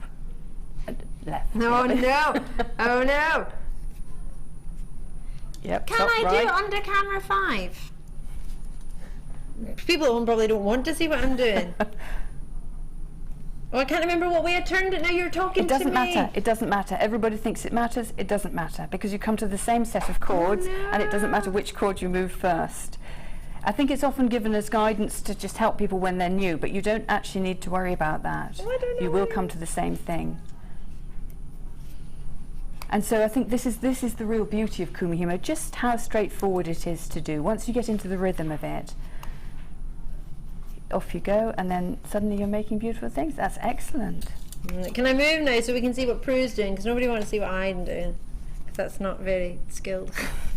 So the nice thing about this necklace design is you do the cord Kumihimo, you do the wire Kumihimo, so you've got a bit of both in it. The next stage is to do the I don't know what you'd call them really, sort of the little decorative swirls on the side of the necklace. And so take serpentines. Oh, I like that. So we're going to do serpentine. We're going to do like a child without putting my hand up. Serpentine. We're going to do the serpentines next. Oh no, I don't know where they are. It doesn't matter. So all you need to see is which chords this moved. coming down. Yes, because you can always see which chords you moved last. A lot of people leave it so they've got 3 at the bottom when they put it down. That's a very good way as well, but you can always see which chords were the last ones to use. You used, they're on the top, and then you use the next ones. I never know when I'm going to start talking though. No, exactly. Never that organised to leave 3 at the bottom. Hold on, I'll put this down before I talk. It never happens. Sorry, let's go through. So to make your serpentines, you just need another length of your braided wire, and you need somewhere, it doesn't, it really doesn't matter, somewhere between 10 and 18 centimetres, I would say. It all depends on how much you made. So basically, if you want to make earrings, you want to leave about 12 centimetres for each for your earrings, 10 to 12. So just work back, and whatever you've got left, divide it by 2, then you've got enough to make your little swirls on either side. So take a length of wire, and then quite simply start to spiral it at one end. There you go. And flatten it a little bit. You don't want too big a spiral because you want it to sit on top of the braid. And then do a spiral on the other end going in the opposite direction. So that one went in, that went anti-clockwise. So this one, I'm getting myself confused, seems to be going, anyhow, the opposite way. There we go. All right in there, Mike. And practicing noises of and then he's doing commentary. I've just heard him going, Wah! Like, all right in there. So trying to peacefully do my Kumihimo over here. And this is the marvellous piece of Kumihimo that Ali's done. Look how long it is. She's a miracle worker. I'm not far off it. Oh no, where was I? Yep, no, that's right. You're doing really well. Can I keep going? Yes, yeah. So so starting with the chords of a metre, 8 times 1 metre, that'll give you enough for your necklace. And then what you need to do is thread, first of all, twist it round. So the way to do it, again, is probably easier with your hands, but you need to just get it started with your pliers to get a nice little curl. So it goes round the braid, slide the braid in, and then twist it with your hands. So it's tough, but not too tough, and it has the advantage of no sort of nipping of that braid with pliers that might damage it. Just wrap it round. And because you've been careful early on not to work the wire too much, you've got a little bit of leeway here to work it as much as you want to, really. So once you've put one side on, you need to, now you'd normally have both ends free. As you can see, I've made that quite tight. You can always stretch Kumihimo to, it's not going to want to come out. I should really, now what I've actually should have done is put that in the right position, because what I need to do next is thread my, and I'm just snipping off the ones I didn't turn round. I just need to thread my pendant on and then do the second side. Obviously that's a little bit tight, so what I would do now is actually just ease it off and ease it round, but I think we're running out of time, aren't we? We've got another couple of minutes. All right, good. Whichever's easiest for you. No, well, I might just ease that. So, as I said before, because we haven't worked it too much in the beginning, you've got a little bit of flexibility there. So I could just ease it into the right position, and then again with my hands, ease it. I want it right the way around there, don't I? Yeah. Ease it into position there. So you're happy with it. Then put the pendant on.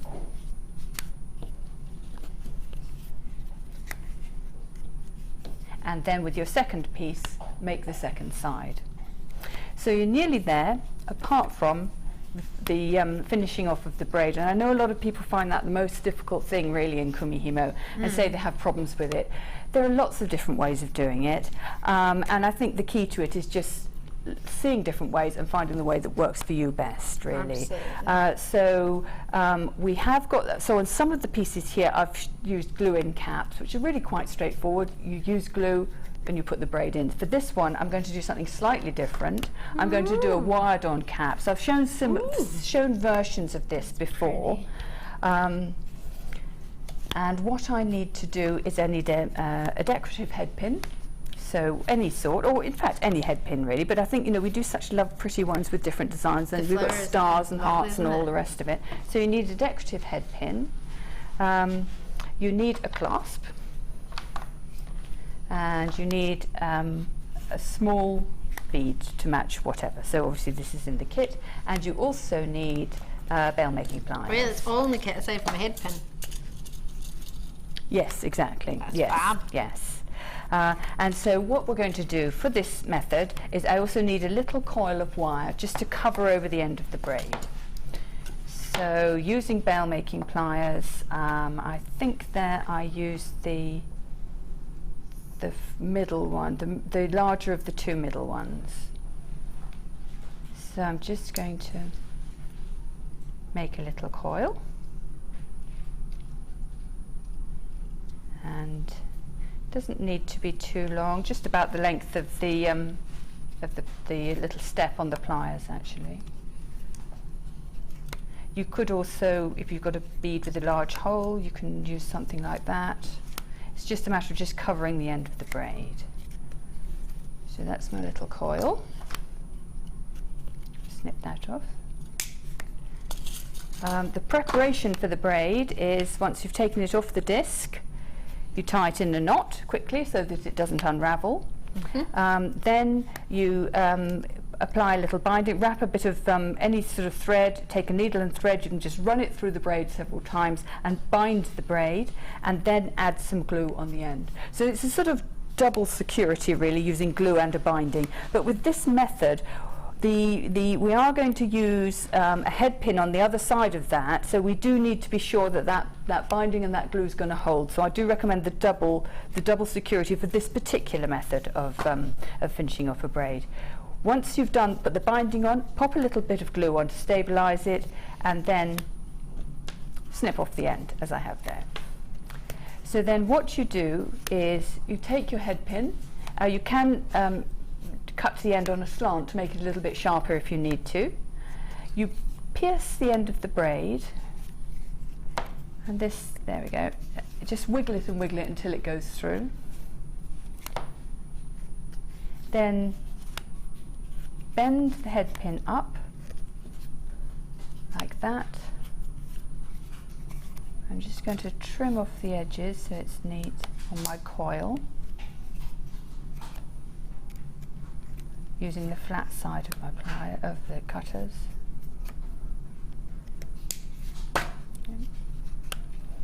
And then I'm just going to thread that on.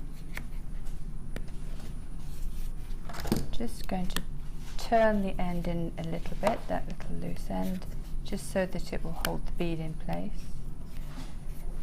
There we go. Now I'm going to thread the bead on. That, and then form a wrapped loop in the normal way, gripping the wire, bending it towards you,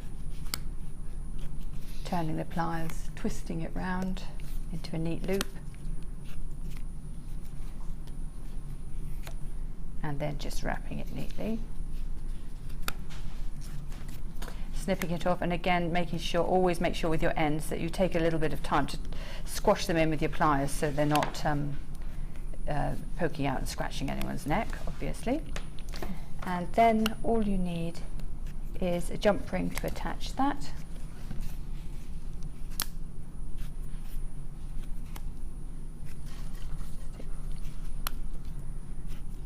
Open up your jump ring. How's it going there, Ali? Is it getting on?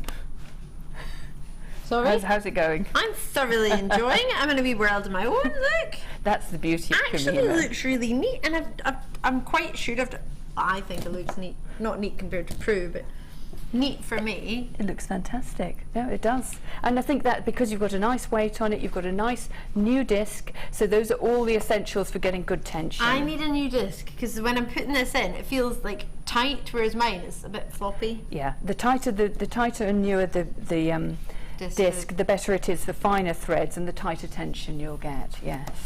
Do you have a different board? It's really loud. Do you? Do you have a different board for them cords and wires? I do. Yeah, I have lots of different ones, and I mark on them what I've used them for. Sometimes using a loose one works quite well if you want to just to make a really long braid quite quickly. Then you can make it faster on a looser board. Yeah. So it's all a matter of playing around, getting the effects you want to. But definitely keep your Eslon board separate from your disc, separate from your satin cord disc, because the satin cord will stretch the slots. So this is the disc I'm using, and that Prue was using earlier. I'm actually currently using the small one, and you get the larger disc as well. The small one is 5 centimeters. The large one, if my memory serves me correctly, is 8 point something. Was it 8.9 or something? I should know that, shouldn't I? I don't know the size of it. Weight. It's about the size of your thumb. The radius is about the size of your thumb. Ah, well there you go. So yes, so £8.95. Prue. Brilliant. So basically that's the end. So you repeat that then for the other side, but the other side of the clasp on. Absolutely. So you have your completed necklace. Prue, I love it. You are incredible. Thank you so much. Pleasure. Very great pleasure. I'm actually quite chuffed with that. On the other side, that's beautiful. That's really nice tension, isn't it? Thanks. Very neat, very even. I want to see excellent. what you've been up to. Drop your pictures on our Facebook pages. Prue's Facebook page is JM Guest Designer. Prue McRae. I always get it wrong. Forgive me. I always want to say Prue McRae. I don't know why. Yeah, no, that would be just better, wouldn't it? In my head. My name's Ali Defoy. If you're not already on Prue's, just and you're on mine, click the link and it'll take you straight to Prue's. And of course, you can check out Prue's website as well. If you have got any baskets, do check it out as and when you can. We're going to come back on the other side, and we're actually, Prue doesn't know this yet. Be prepared. We're going to come back for the second design inspiration. Do you have time to have a cup of tea? A sip of a cup of tea, maybe. Yeah, but Phil's coming out, we're in trouble. We'll see you on the other side of the break, so you don't want to go anywhere. Normally we would have a wee half hour, but we're going to go straight into it because you're loving it that much, so we thought, well, we'll keep it with you, and then we'll do a wee 4 o'clock challenge, which is lots of naughtiness. And we do have our hypo cement coming up, the fabric one coming up on the other side, as a part of the second kit, and you will love it because there's Labradorite in it and a mixture of grey threads and black thread. Oh, it's gorgeous. Prue, thank you so much. Thank you. Don't go too far. We'll see you on the other side of a very short break.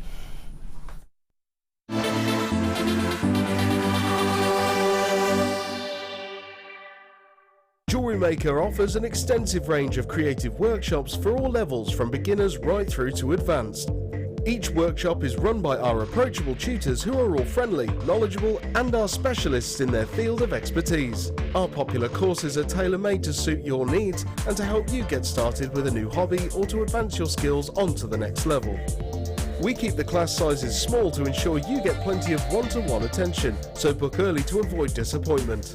For more information, contact our call centre or visit our website.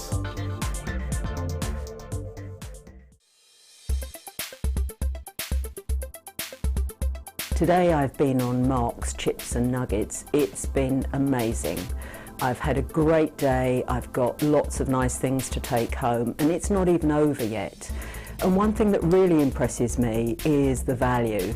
I get a full set of gems, I get the wires. Mark's been really very, very helpful today. I don't have that much experience, and I'm going away feeling very, very confident to have a go.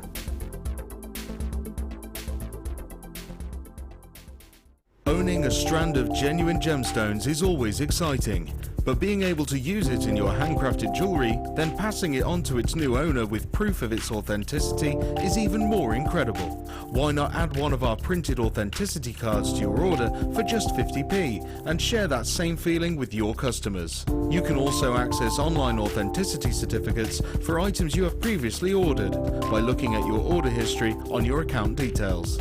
The certificate gives you valuable information about your purchase and is your guarantee of quality and peace of mind from the Genuine Gemstone Company.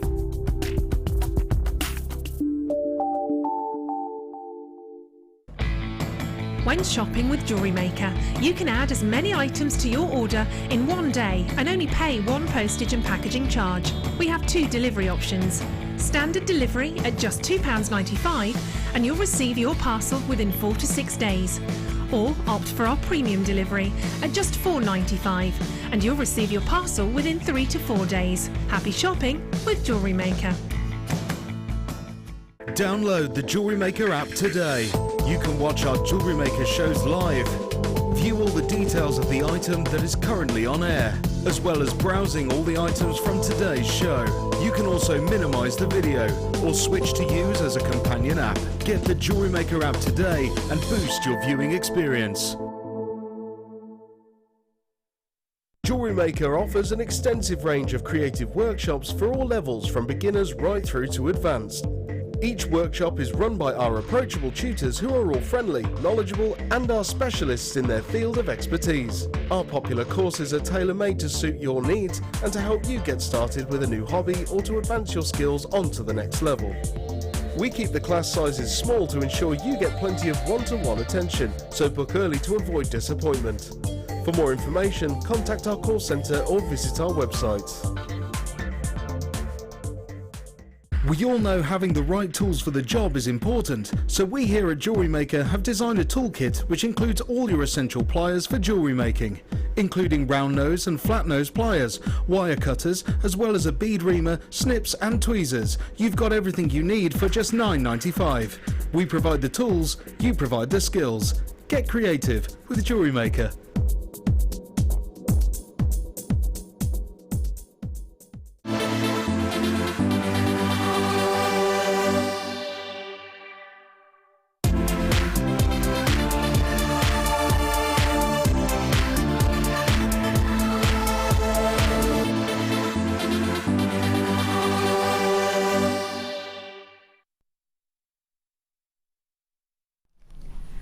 Prue was very well behaved in that break. Didn't have any cake. I'm saving myself for later. I need to save my cake. Save myself for later. I had cake. Really good cake. Was it good? It was day old cake. Claire's birthday cake from yesterday, but it was good cake. Really lovely. You just tuned in. It's Prue with me today. I'm so pleased to have you on the show. It's lovely for me. Isn't she wonderful? I know so many of you tuned in just to see our Prue, so we're going to go straight into second design inspiration. I'm Ali, if you've just tuned in, it's lovely to meet you. These are just a little taste of what Prue has been up to. Wait till you see this kit. Do you have a favourite kit? Is it wrong to ask that?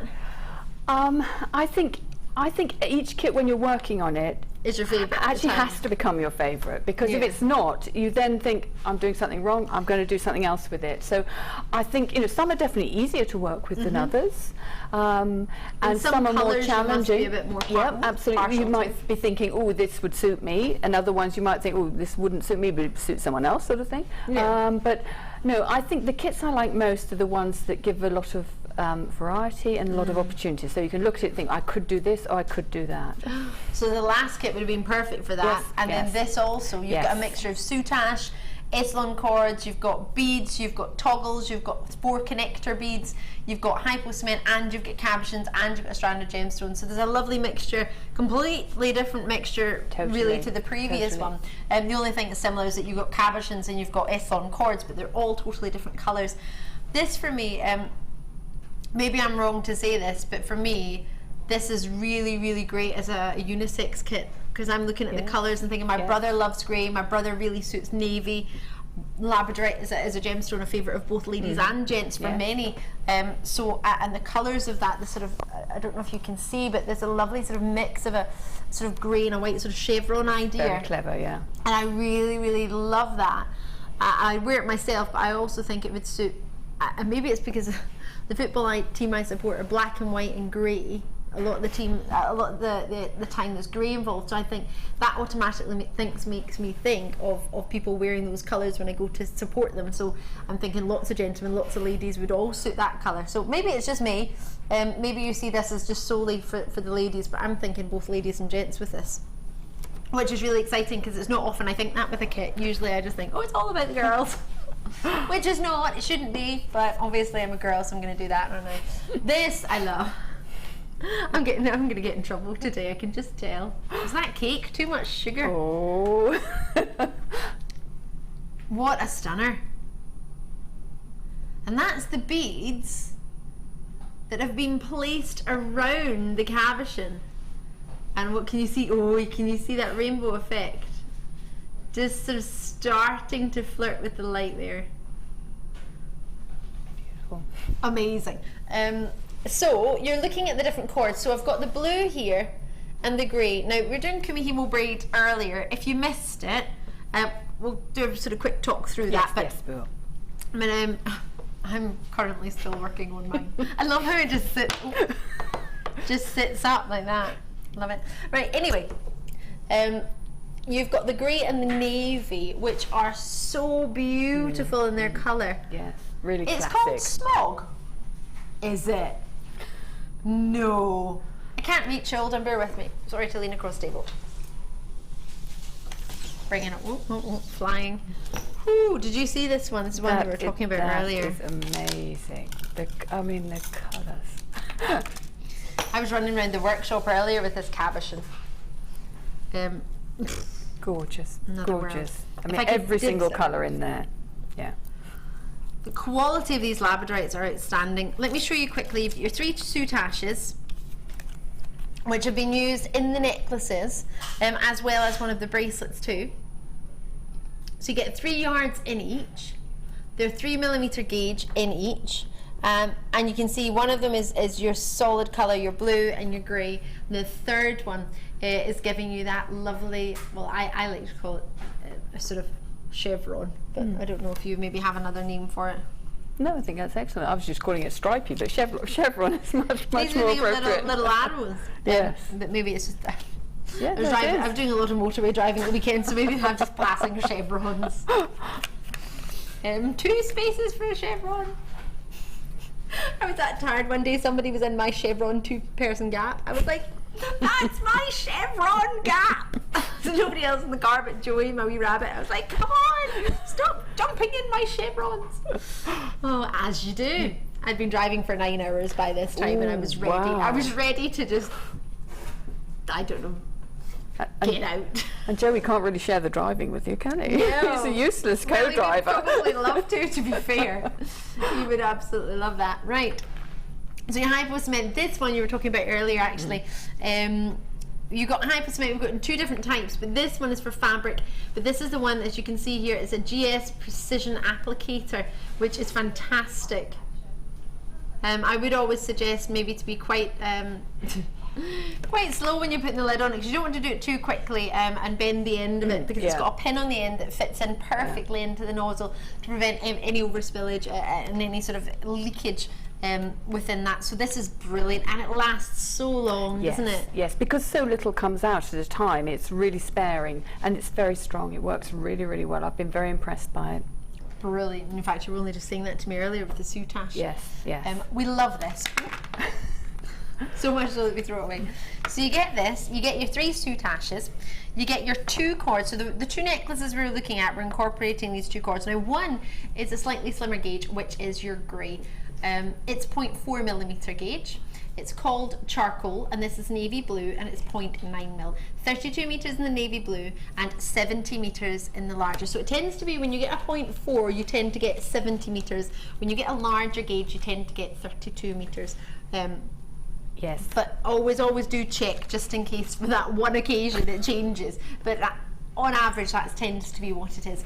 And then you've got yourself these beauties, larvacite. They're 4mm rounds, and they're from, if my memory serves me correctly, they're from the feldspar family, so they give you sort of inclusions within it that make it give this amazing explosion, but then they still have almost like a sort of darker grey and black spotted body. It's like a grown-up version of Labradorite almost. Yes, it's a beautiful, subtle effect, the play of colours within them, yes. Like a daddy Labradorite. Yes, yes. Daddy Labradorite, I like that. We'll call it that. I call moonstone, like the brothers and sisters of Labradorite is the moonstone, your Ametrine, your sunstones. This is a treat. Can you see the rainbow colour coming through here? You are getting yourself cabochons in a carat weight of guaranteed 230 carats, but you're getting multiple shapes. So that's the same as this morning, but look how big these are. Look at this one.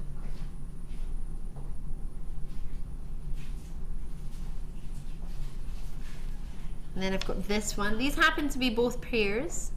Now, what's known here, what you're seeing is known as schiller. When it's just blue, it's called labradorescence. If it's any colour more than blue, you can call it schiller or adventurescence. When you've got inclusions within a gemstone that make it shimmer. Oh no, hold on. Adulorescence. Adventurescence is when the inclusions make it sparkle. Here I'm going and confusing myself. I've been studying a lot over the past couple of weeks. Oh. And then this one is making up your 230 carats. So if you thought they were spectacular, it's a whopping rainbow. In all fairness, I don't know if I'd make this into jewellery. I think I might just, sorry, there's a wee bit of chocolate on my cake, fingers from my chocolate cake. I did use hand sanitizer, but it clearly didn't clear out the chocolate. Wow. Just wow. As a pendant, it would be a whopper. Ooh, you can actually see the schiller from there. It would be a whopper. Wouldn't that be impressive? Yes. Wow. And you get a foundation backing sheet with it, which I nearly left on the board. Your ultra suede in there as well. I was wondering where you got the backing sheet from. Ah, you get that as well. Gosh, you get it all. And then don't forget the bead spacers, the toggles. So there's your toggles, quite fancy ones actually. They are, no, they're lovely, very pretty, yes. Lovely detailing on them. Isn't it? It's a lovely finish, so much so you might even want it at the front of a design. Or at the side, as Prue's actually gone for. Love those. So you get 5 of these. 50 of these. Oh no, these. I'm holding 2 at the same time. So these. So really wide hole in there. And they're sort of a rice bead shape, but they're faceted. They're very unusual, yeah. They've got almost like diamond shaped facets on them, haven't they? That's what you would generally call a brilliant facet, but you tend to use that more on a gemstone than on a spacer, but that's what I would call it. And then you get 12 of these. Now these, lovely, if my memory serves me correctly, it was a lovely guess. Sorry, I've got chocolate everywhere. I totally thought, oh, what am I going to do? I don't even have my tweezers. I put it on the table. So when guest designer, and please forgive me for telling you this, guest designer thought they'd stuck together in her bag because they were so, was it clear? That's what, sorry, is that not what I said? Because they were so perfectly round, they just looked like the edges had just stuck together, because usually they wouldn't be that perfectly round in a connector, would they? No, I mean, same thing happened to me when I got them out, yes. I thought, oh dear, why are they all joined together? and then realised what they were. It's a perfect connector, isn't it? You don't expect it to look like just 4 genuine beads, but it is. If I turn it sideways, oh, it doesn't want to turn sideways, it is a 4 cheeky connector.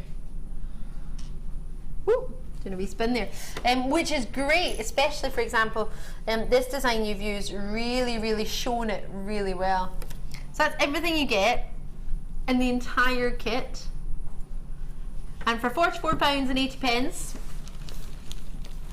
with a dancing in the moonlight, everybody's feeling wanted, down to £27.95, more than £10 off per person.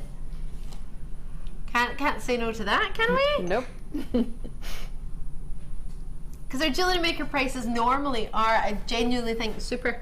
Yes, yeah, no, they are. It'd be silly for me to say I didn't think, I thought otherwise, because I work here, so I wouldn't work here if I didn't believe in what I brought to you. I wouldn't, gosh, what's that? Nearly 10 years now. It was 9 years in February, so 9.5-ish years I've been with you at this company, believing in the product, believing in the gemstones, believing the pricing, believing in the structure, believing in the buying. So to be able to bring this to you, knowing that normally just our normal prices added together at £44 odd was super, to then be able to reduce that price because we put it together is really, for me, really something special. I don't think it needs to be that low in price, but I do think it's great that we are that low in price, if that makes sense. Wonderful. So with only 60 left available, join me as when you can. Gail and Sheila and Susan and Kushi and regular user Harrison. I really hope I pronounced that right. I think I do. On the webs, however you wish to join us, on the phone lines, whichever is most convenient, but get in. But Larvacite, love it. Love, love, love it. OVGC39. Aye, it's monofilament, that's what it is. Oh. It's so tickly. It's tickling my legs. Where is it coming from? I don't know. I'm going to hold it. Do you want to snip it off? Yes. Let's snip off this monofilament that keeps tickling me. Oh. How very rude. Really long as well. It's like that length. I was like, oh, every time I move, it was moving. Right, time to get into the demonstration of Prue. You're going to really, really kindly show us a little bit with the soutache cord. Yes. One of these treats. So, yes. Was it the far one? The end one, it was, yes. wasn't it? Yes. Didn't see so, from behind. so with the kit, I see it there. I did do one that's in the very traditional way of doing soutache, which is sewing. The first one yes. So that I would say is the other design is a more traditional soutache design. What you would think of if you opened a textbook. Yes, exactly. That's exactly how you'd be told to do it with a needle and thread and all the rest of it. But I wanted to play around with it and do it differently. And I also wanted to use the soutache just following on from the pendant into the bail. So I had a lot of fun with that and was really pleased with the results. In a sec. Bring it over.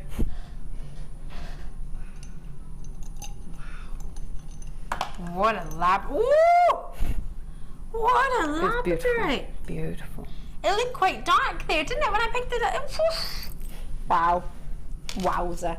If that's in your way, just move out of the way. I always tend to, because I know many guest designers tend to make it quite a few weeks. Well, I know we ended up this one was made quite a bit in advance. Yes. It turns out now, but because of the way the show's worked out. But you might have not done it for quite a few weeks and think, oh gosh, what was the way I did it? So sometimes I think if it's in front of you, it maybe would remind me. Definitely. But if I put it in your way, just move it. Thank you. Well, the starting point is the cab itself, and actually just sticking it onto the backing fabric. So this is ultra suede, which you can use both to stick your cab onto and as a covering backing at the back to sew on to cover any stitching. And using the fabric glue, you get a really good bond on it. I was really pleased with this. I'm going to get the glue out in a moment and show how it works. It's very slow, so when you're actually sticking this on, you're going to find just little tiny drops come out. So so take your time and you just dab the drops on the back of the cab. Now they look as if they're drying, and they are kind of dry to the touch because this doesn't really stick to your hands, this glue, but they're not dry. So just carry on, just dot, dot, dot on the back of your cab, and then once you've covered it, put the cab onto the ultra suede and press like mad. And then on the other side, press with your thumbs as well. And it's that pressure that will get the glue to activate. So a lot of glues need a bit of pressure, and I found that this is a really great, I would be confident with that bond on that with nothing else. Obviously we're going to have a little bit, the soutache is going to hold it in place a bit as well, but it is a really good bond for sticking a cab onto the backing. Just for anyone who gets their glue home and does what I did before Prue told me how to use the glue, don't squeeze it. Because now every time I take the lid off my glue, there's just loads everywhere. And it will always have that tendency, but if you squeeze it, it's a lot worse. Yes, yeah. And you can lose patience. It will keep coming out once we've got it started. So I hope it's going to perform for me now. I actually think that dealing with glue in a live demonstration is a bit like... The studio's warm, it might be a different temperature to how you normally use it. Absolutely. Yeah, we'll see how it goes. Yeah, just don't squeeze, because I just squeezed it and it went everywhere. And now I can't get, every time I open it, I can't get it back in. I'm like, ah! Yeah, no, that is the problem with it. So the next thing, so what's different about this way of doing the soutache is we're going to actually glue it into position. And again, with this glue, I've tried several different ways, and I've been very happy with the bond. It works extremely well. And I think it makes a very, very neat bond. Sometimes with the stitching you can get a little sort of wobbliness on the soutache, which is fine, and if that's what you like, that's fine, but you get a really smooth look with this. It's so smooth, so beautiful. And it's probably a bit faster as well, I'd say. Yeah, and certainly less fiddly, I thought, because it's easier to keep the cords under control. So we've got 3 different colours, so you start with a colour at a time, and I think I've got about 60 centimetres here. What you need really is enough, because all the cabs are going to be different sizes, so what you need is to have enough to go round your cab, and because we're going to do Kumihimo on the other side of it, you need to have a sufficient amount to make your braids. So I'm just going to check my notes here as to how much I needed. Yes, you need about another 25 centimetres on each side to have enough. Yes, so measure your cab, your particular cab, then you want 20 to 25 centimetres on either side. Okay. So I'm going to start with the blue, and I'm going to find the midpoint. And what I'm going to do is I'm going to stick each piece of soutache braid around the cab. So to get the glue going, have to hope it's going to play along with me now. I'm just going to let gravity start to get a little blob of glue at the end. And as we've said, it is best not to rush it. In the meantime, what I will say is it's quite handy to have a little jar to put your glue in, so that you can rest your glue in the jar upright when you take little breaks. So now, isn't that typical? The glue doesn't want to come out this time. That's so much better, because I would tend to sit it on a flat surface and then it still comes out. Make a sticky mess. So sort of like a spice, a little jam jar, just so that it's the right size for it to sit in without interfering with the. That's the cutest jam jar. I didn't get much jam in that, did I? No. I think it was a spice jar or something. That one. So I'm just going to poke the needle back in. The way to get the needle, it is really tricky to get the needle back in, but the way to do it is to keep your hands together. So hold the needle end, the cap with the needle in it in one hand, but hold the glue in the other hand. And if you have your hands touching, it is easier to find that connection. I nearly had it then. There we go. If you're trying to, in mid-air, point one at the other, it's very, very different. Your hands. And the other thing to remember is that this little nozzle is very fragile. You can snap it off if you're too rough with it. Yeah. I mean, it's got to be fragile because it's so tiny. So hopefully we're going to get some glue coming out now. There it is. Is it? Well, I don't know. I've got a glimpse. Sorry. Yes, it is. Yes, it is. Got a glimpse in the light, actually. So what you're getting is really just little tiny. So I don't know if we're seeing. You can just see a tiny little bead of glue forming at the end. So what you're going to do is in sections and just apply that nozzle gently. And where you're aiming is the join between the cab and the stone. So you want some on the edge of the cab, and you want some on the backing. Backing felt. Yeah. So and it's just going to come out slowly. So I'm just going to dab, let a bit more form, dab, let a bit more form, dab, and that's the way. And that's exactly the way when you're gluing the cab onto the backing. You just need to be that patient, I'm afraid. Yeah, my problem was I had no patience. I had to squeeze it all out as quickly as I could. So I'm just going to do little sort of sections of it.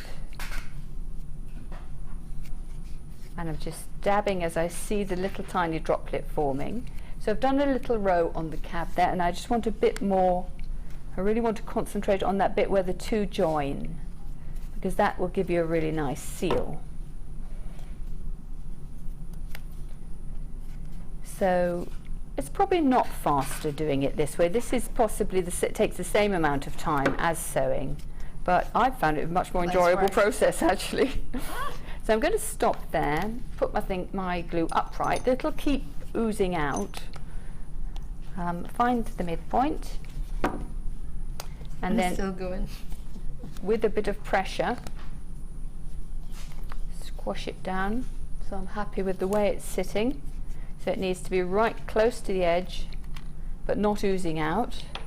There we go. And then I can continue round. And then that little waiting point, the glue has form quite a big bubble. So just make sure that goes low down and doesn't go too high up the cab.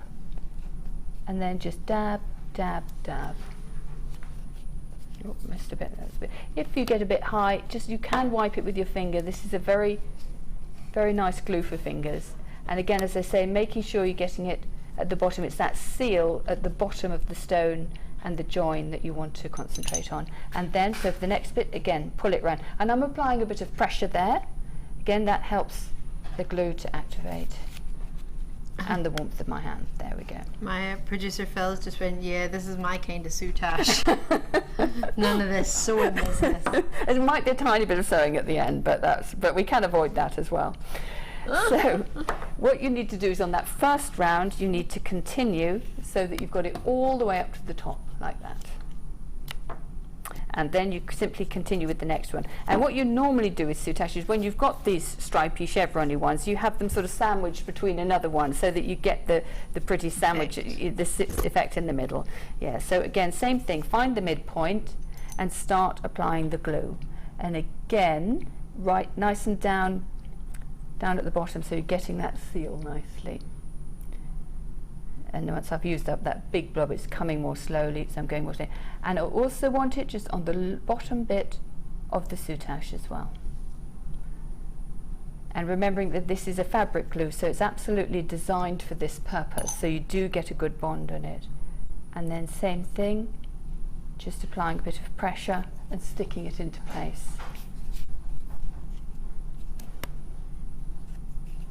And so because this actual demonstration was delayed, I've had quite a lot of time to play with this. You know, sometimes you make things quite quickly and then they're shown on a DI and then that you don't see them again. I've had these around quite a bit and I'm very satisfied that this is a really good bond. It's just a matter of being patient with your glue, getting a nice even little row of blobs and then just pressing the soutache into place. And so again, you will continue round neatly so that you've got it right up to the top, and then with your final piece of soutache you do the same thing, find the midpoint and start sticking it into position. Well, you can guess how that goes. So that will stick around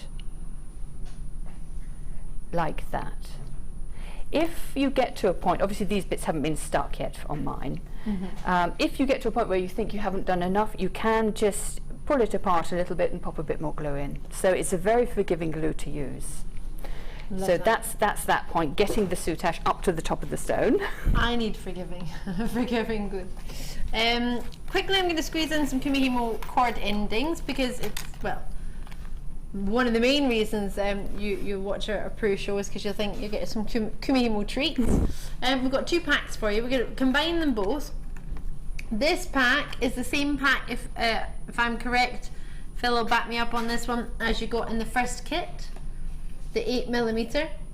The second pack is 6mm in size and they're in rose gold colour. Can you ever have too many findings? Never. For Kumihimo? Never, because it's unpredictable. You don't always know exactly how wide the braid is going to be until you've made it. There are things you can do. You can twist, say if you're doing 8 cords, you can twist them together and it can give you an indication of roughly how wide it's going to be, but until the braid's finished you don't know for sure. So it's great to have a selection of different sizes, just so that you're always ready. Well. And colours, absolutely, yes, so you're ready for anything. So price point should be £11.90. We're going where? Serious? $6.95. That's brilliant. That was brilliant. You just then they're always there, just in your stash, ready for whenever. Ready and ready to go. £6.95. You've got to join me. You give me a call when you can. But at this sort of price point, they won't last very long, will they? Especially not on a Pru Design Inspiration show. So many of you have been working on your accessories, looking to make your pieces, and you need the accessories to finish it off many times if you want that professional and finished look on them. So 6mm in size and the 8mm cord endings, as well as rose gold colour, and you've got, well, it's plated, should I say, gold plated and rose gold plated. It's got a mix of both. For $6.95. Justin Harrison, Angela, Deborah, and lovely to see some of you who've already got some of the kits getting involved in getting these too. We do have some other cords coming up, some satin cords for you today. So if you think, oh, actually I usually work with satin cords, we've got some of those, so you can add them all into the same order. Pat Menorca's in, Zena's out in Malaga, which is lovely to see. Genevieve's in Essex, lovely to see you there coming through. So you get yourself your cord endings, or your sort of bell caps, as many people know them, your toggles. You get 3 sets in each colour of your toggles with the T-bar and the ring. You get yourself the 3 bails in each, and you get yourself your 5 jump rings, the oval ones, and you also get yourself the 3 sets. So you get 2 technically, I feel, in a set of your end caps, because you need 1 for each end. Yeah. Excuse me, what? And at that price point, it's going to be a sellout with so many of you joining us. Nikki in the West Midlands is having a great Kumihimo day. Showing lots in her basket today. Thank you very, very much. Patricia's there, Jean's there, Jilly's there in Hampshire going for 2. Anne in Wiltshire's gone for 2. Zena in Malaga is going for 3. Zena in Malaga, can I ask? Are you every time you join us, you tend to go for 3? So I'm thinking you're either getting them for yourself and some other people to do it together, or you just get buying 3s. And I still think you and Tracy in Malaga should meet up and become friends. Different parts of Malaga. I still want you to meet up in Malaga and be Jewellery Maker friends. That'd be so awesome. Should we do some satin cord and then we'll move on with 3? Sound like a plan to me. Nikki guest design. Oh, just got in there. Just got in. Well done on that. Woo! This is my favourite. It's lovely, that one. Do you like it? Yes, yes. And it's great fun because you can use it in 2 different ways. You can just use it random, so you get it all random. This is in Kumihimo, just random. Or you can match up the repeat. There is a repeat in there, so you can match it up. So your braid will start with yellow, then go into orange. I didn't know that. So it works really nicely like that, yes. Can I open it so you can see? Because even my producer Phil doesn't know how it works. He went, does it go red, orange, yellow? Or does it go like a rainbow? Well, I'll show it to you quickly, well, you can see it from there, but I'll show it to you quickly like this. And then I always get the rainbow song wrong anyway. I always add colours that aren't even in it. Can I show you the other colours? Baby pinks, beautiful sort of aqua dreamy baby blues, royal navy blues, rich velvet purples, and your gorgeous oranges. So these, you've got 1mm in gauge, 10 meters in each. And then I've got, I don't know why these ones are here, but they are lemon. Just different packaging. I love the lemon. Light yellow it's called, and you get, I would say 2 oranges, because that looks like an orange, and that looks like an orange. So they're burnt slightly orange, different, aren't they? Yeah. Yeah, this one's more of a burnt orange, and this is more of a sort of, I don't know, orangey with sun beating down in the orange groves of Spain. This one. This one's more like a lovely lemon. It makes me think of the dress that Belle wears in Beauty and the Beast. The yellow one. I haven't seen it. No. Yeah, No, sorry. Beast. Oh, I've got sons. I know all about dinosaurs and cars and things, but I don't know the rest of it. I've been deprived. Need to see Beauty and the Beast. It's got to be done. Be our guest, be our guest, put our service to the test. £6.95. Do put our service to the test. Try us out. That's a song from the musical. Well, I'm saying I don't need to go and see it now, do I? No, this is true. I could act out all the parts.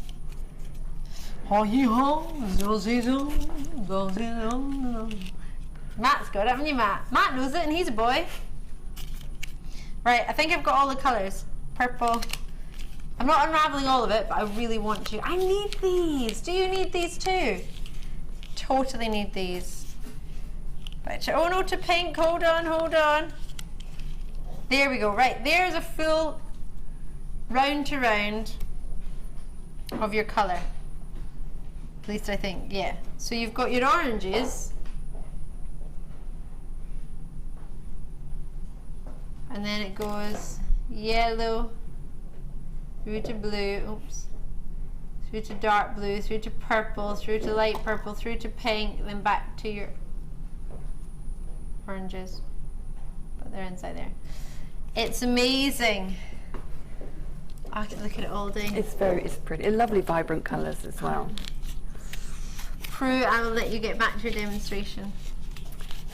Right, okay, so we've got to the point where we've got the... You can remember where you are after I interrupted you. So we've got to the point where we've got the soutache glued all around the outside. The backing's still going to be showing, don't worry about that, we trim that at the end. So now we're going to put this on the Kumihimo disc.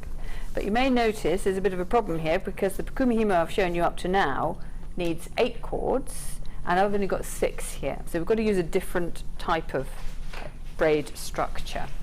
So I'm just going to let the pendant dangle like that. And then I'm going to position the cords in 3 groups of 2 evenly around the disc.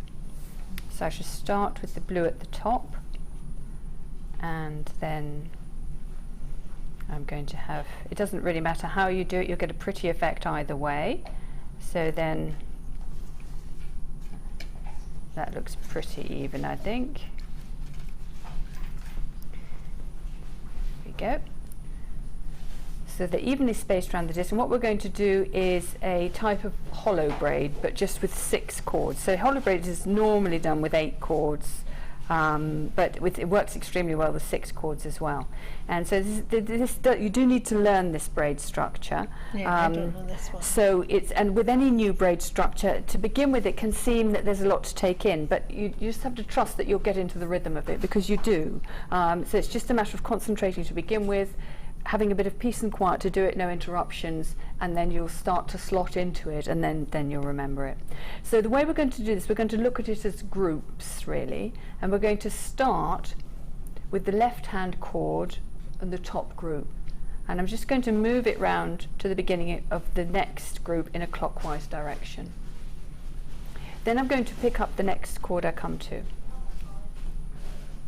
And I'm going to do the same thing. I'm going to move it round to the next group, and I'm going to do the same thing. So I move it round to the beginning of what was a group, is just one. Now I've done that all in a clockwise direction. Now I'm going to work in an anti-clockwise direction. I'm going to do a similar movement. So this time I'm going to take the right hand cord at the top, and I'm going to move it to the beginning of the next group in an anti-clockwise direction. I'm going to pick up the cord next door to it and move round to the next group anti-clockwise, and move round to the next group anti-clockwise.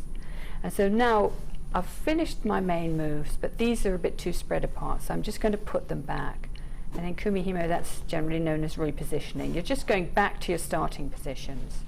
So that completes the set of moves that I need to do. I'm going to, so I'll show it a couple more times, because I do need to do a little bit so I can actually make the bail for you. If people are wondering, can they do normal round braid? No, you can't. We're not with 6 cords. You do need multiples of 4 to do round braid. So this is why we've had to use a different structure. I like enjoying learning. And it does work well. I think this one does work well with soutache. It really sort of highlights the sort of shape of it as well. It's almost like a plait. Yes, and it's less, because it's less tight than round braid. I think you see a little bit more of the soutache, which is what you want when you're using a cord that is attractive in its own right and is slightly more expensive than Eslon anyhow. So you want to be able to see it. So I'm going to go through the set of movements again, but a little bit faster. So taking the left-hand cord, I'm going clockwise first of all to the next group, pick up the next, to the next group, pick up the next, to the next group. So I've done my clockwise, now I'm going to do my anti-clockwise, to the next group, to the next group, and to the next group. And then I'm just going to reposition, absolutely.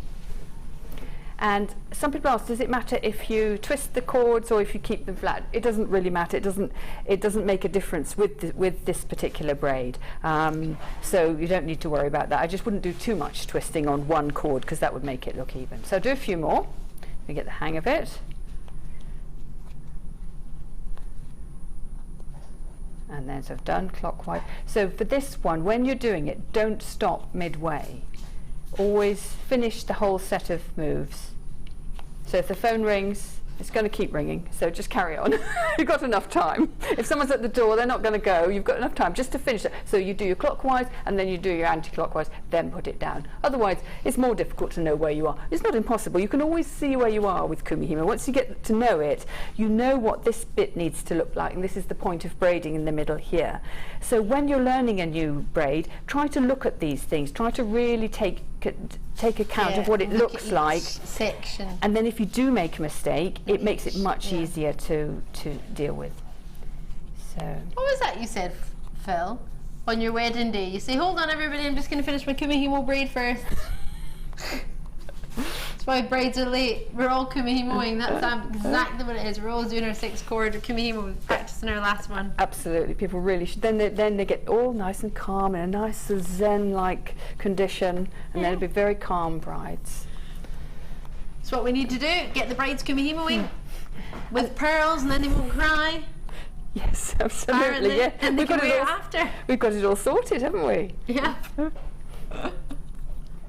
I'm all wedding-y, bridey at the moment. My best friend is my best friend. It's my brother's getting married, so we just had the hen party at the weekend. So I got my dress fitting. Need to stop eating cake between now and then, though. But don't lose too much weight, because that makes it bad as well. You've got to stay exactly as. Yeah, you need to not keep eating cake every day. Maybe every second day.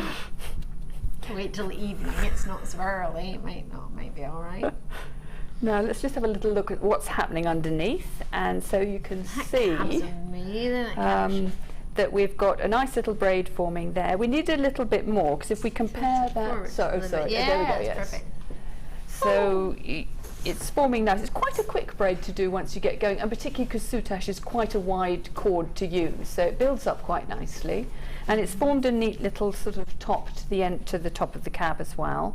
We need a little bit more than that. We need about twice that, because we need to get round and do the whole bail that way. And I felt that on this design it worked best with quite a thick cord, a thick braid to hang it on.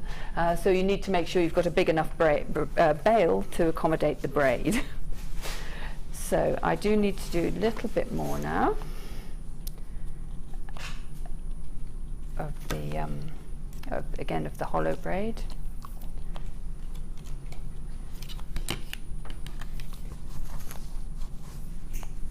And some people say, you know, I'll never learn it, but trust me, you will.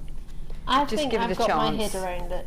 Yes, it's but quite. Maybe that's because I'm watching you doing it, and you've got your head around it. It makes me think I can deal with it. I can do it. The good thing when you're doing a new braid, always have a bit of a practice, and actually satin cord is very good to practice on. You wouldn't want to practice this braid for the first time, I don't think, on soutache. I think if I was making this particular braid structure for the first time and this design for the first time, I would want to practice it first on satin cord, so that I knew that when I'd gone through all the hard work of sticking the soutache around the cab and everything, that I was confident that I could make the braid nicely so that it would work. Yeah, so practice is, the rest of it, and you can just make little bracelets or something just so you get in the hang of it. So have you got S-on cords in the house already? Have you got satin cords? Get them out and start giving it a go. I was going to say practicing, but give it a wee go. We've got some satin ribbon. Oh, I was using this ribbon the other day. It's lovely. It was with designer Irene, actually, who gave me the recipe for my chocolate crumble cake. Chocolate biscuit. Oh. It was like a brownie chocolate crumble stroke cake. It was sort of cakey texture, but kind of brownie crumbliness to it. It was really, really yummy. I didn't make it very well because I didn't do the quantities exactly right, because I didn't have enough eggs, but it was really, really lovely. But anyway, the other day we were using these. They were brand new, double-faced satin ribbon. Now, many people may be aware of the Beresford's ribbon. It's a UK-based company, if my memory serves me correctly, and it's produced here as well. It's beautiful quality ribbons. You're getting yourself the blue and the white. Prue, we have given it, as many of you will be excited to hear to you as your challenge. Well, I'm very excited because ribbon is lovely for Kumihimo, but not all ribbons are equal. This is very true. So you've got the same size 3mm on both of them. You've got the bridal white and the royal blue. But you don't have to be a bride to wear it.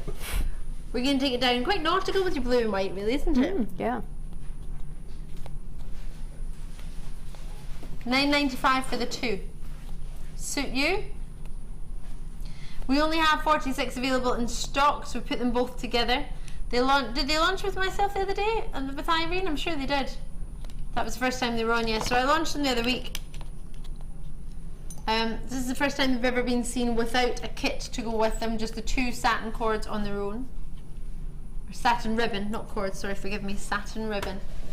And 30 meters in each, so that's giving you a total of 60 meters white and 60 meters in your blue, and we're taking them both down to $9.95. So as I mentioned, you might have heard of Beresford's ribbon. You may have, you may not, but do have a wee look. They've got a website on there as well, beresfords-ribbons.co.uk. You can find out more about them if you fancy, if that's something you're interested in, if you haven't worked with the ribbons before. But I have heard, especially from Irene when she first used them, and you can always look back onto that show the other week, about the quality of these ribbons and how fabulous they are. I don't know if you'd had a chance to work with them yet. I've had a little play so far, and the vital thing is this business of them being double-faced, because you can buy some very pretty satin ribbons quite cheaply, but they just have satin on one side, which is lovely if you're around a parcel or something like that. But when you're actually using it in jewellery, and either in Kumihimo or in Irene's particular ribbon technique, the ribbon flips over, so you see both sides of it. So you don't really want to see the underside of it because it's not as attractive. No. That's why they're cheap. They've just put the good side on one. Yeah. So this being double is perfect, and they've got a lovely feel to them. They really do. And then I'll quickly show the exact same in your gauge, both 3mm, both 30 meters, 100% polyester. You can wash them at 50 degrees if you wish. These are silver and, ooh, it's called jade. It's more of an emerald green for me. Tealy green, I changed, teal. Pretty, very pretty. Like those greys and teals. These are called silver grey, which I completely go for, and sort of greeny teals, lovely. It's called jade. £9.95. Match the price, of course we're going to. So if you got all of them together, they're quite lovely actually, the 4 of them. Very nice, yes. Pauline's dropped us a wee message, thank you very, very much. Woo! What do you think of those? Polly, these ribbons are brilliant. The company is local to me and it's top quality. It's nice to hear that it's a local company as well, yeah. It's really nice, isn't it? Why, out in Cheshire there, support what we can here in the UK. I think it's a brilliant thing to do if it's an option, and obviously if the quality's got to be there too. There's no point in supporting something if you don't believe in the product, but when you believe in what you've got, absolutely support it the whole way. Still filling me boots. Oh, it's Tracy out in Surrey from earlier. Still filling me boots with lots of big boots. Like Santa boots. Goodies, and learning so much from Prue. I got your DVDs today. Thank you, and lots of kisses. Tracy, I'm so pleased to hear that. Welcome to Jewellery Maker. Emma in Northamptonshire. Question for Prue. Can you Kumihimo with that ribbon? If so, how? I.e., doesn't it get rumpled up in the disc slots? No, and I'm going to, because I've been given it as my challenge, I'll be able to show what it looks like. In a way, ribbon, yes, it does rumple up in the disc slots, and that's the whole point of it. It creates a really pretty sort of folded effect. So rather than the flat effect that, say, you get with Irene's ribbon technique, the Kumihimo has a different effect. So, you know, that's why it's so brilliant. You can get all different effects from things. But ribbon is lovely to Kumihimo with, as I hope you'll see. Yay! Not that I've had much time. I've done about 2 inches. It's going to be you very have small. Maybe every hour and 20, maybe. There'll be smoke coming from my Kumihimo disc. Yeah. Could you imagine just going around a little trail of smoke? Oh, but that's $9.95. No, sorry, I've put them all together. It's the green and the silver you get, and the previous treat, which was the same price, was the blue and the bridal white. Love it. Right. Prue, back to you. Right. I love how that rhymes. Okay, so I've now done as much as I think I need to make a little bail. And so I've stopped there, and I've got my glue out again, and just let the little droplet form. I think you can see it quite clearly there, because there's a nice big droplet there. And what I'm going to do is, this is hollow braid, this braid I've done, so I'm actually going to pop it into the hollow there, and just wiggle it around, and then as the glue forms, I'm just going to pop a few more little bits around there. And what I'm trying to do here is secure the braid to stop it from unraveling, but without having too much visible glue. So this is where a glue like this really comes into its own. If you don't have it, you could try doing it with a cocktail stick, and you will be able to do something like it, but this is absolutely brilliant. The only thing I would say is just repeating that nozzle is very delicate, and so if you start sort of ramming it in and wiggling it around, you're quite likely to break the nozzle off. Yeah, just if that happens, if that happens, that's fine. You just get another one with a nozzle on, but then you can use the one without the nozzle for when you want to get your glue out a bit faster. So all is not lost. Nothing. It's never lost. But I'm just warning you at this stage that it is. Of course, it's fragile. Look how tiny it is. I've managed to not break mine, which is quite incredible, since I can be quite heavy-handed when I want it out. I'm like, come on. Faster. I need to learn. Well, actually, I don't need to learn patience with my glue, because I squeezed it that much the first time. It just piles out every time. But I needed a cocktail stick to clear my mess up. At least it's not too messy. It's not like super glue or something, which you if you're not careful, you can get it everywhere on your hands. Nail glue. I remember I stuck my finger to my lip once when I was gluing years ago. I used to stick those sort of fake nails on years and years and years ago. And I stuck it on, and then I think I did that and stuck my lip and my finger together. It's not a good look when you're going out, is it? I stuck my two fingers together once as well. So sticky, but like ridiculous. Goodness knows what. Well, I know the damage it did to my nails. It was not good. They're still covering 10 years on. The things we do to ourselves. I don't know. So as we're chatting, I'm just gently dabbing away. No, because I'm just gently dabbing away. You can sit in silence and watch the dabbing. And I hope I've done enough. If in doubt, just dab a little bit more. So I'm dabbing in the middle, and I'm dabbing on all of the cords, just where they join. A good dab. So I think I'm going to stop there and hope for the best, and just put my lid on. Oh. Playing. Do you want me to put it on for you? I'm not. You can carry on. I think I might need. Actually, I'm going to just bring it up to my nose if I may, because I couldn't really see the hole I was aiming for. There we go. Oh. There we go. So hopefully this is being glued, and it you can't. Although I've been putting all that glue there, it's completely dry to the touch. Yeah. It is a very interesting glue to use. I've not used the fabric one. I used the hypo cement, but I've not had the fabric version of it yet. It's lovely. I really like it. Each glue has its place, really. So that seems to have secured it quite nicely, and that's what I'm aiming to do, because I don't want it to unravel. So now what I'm going to do is coil that round, and I'm going to actually just trim off some of the backing there. I want to trim both the backings at the same time, because another one's going to go on. I love your scissors beads. I just love them. But the bit where I'm going to curl round, I just want to trim off there.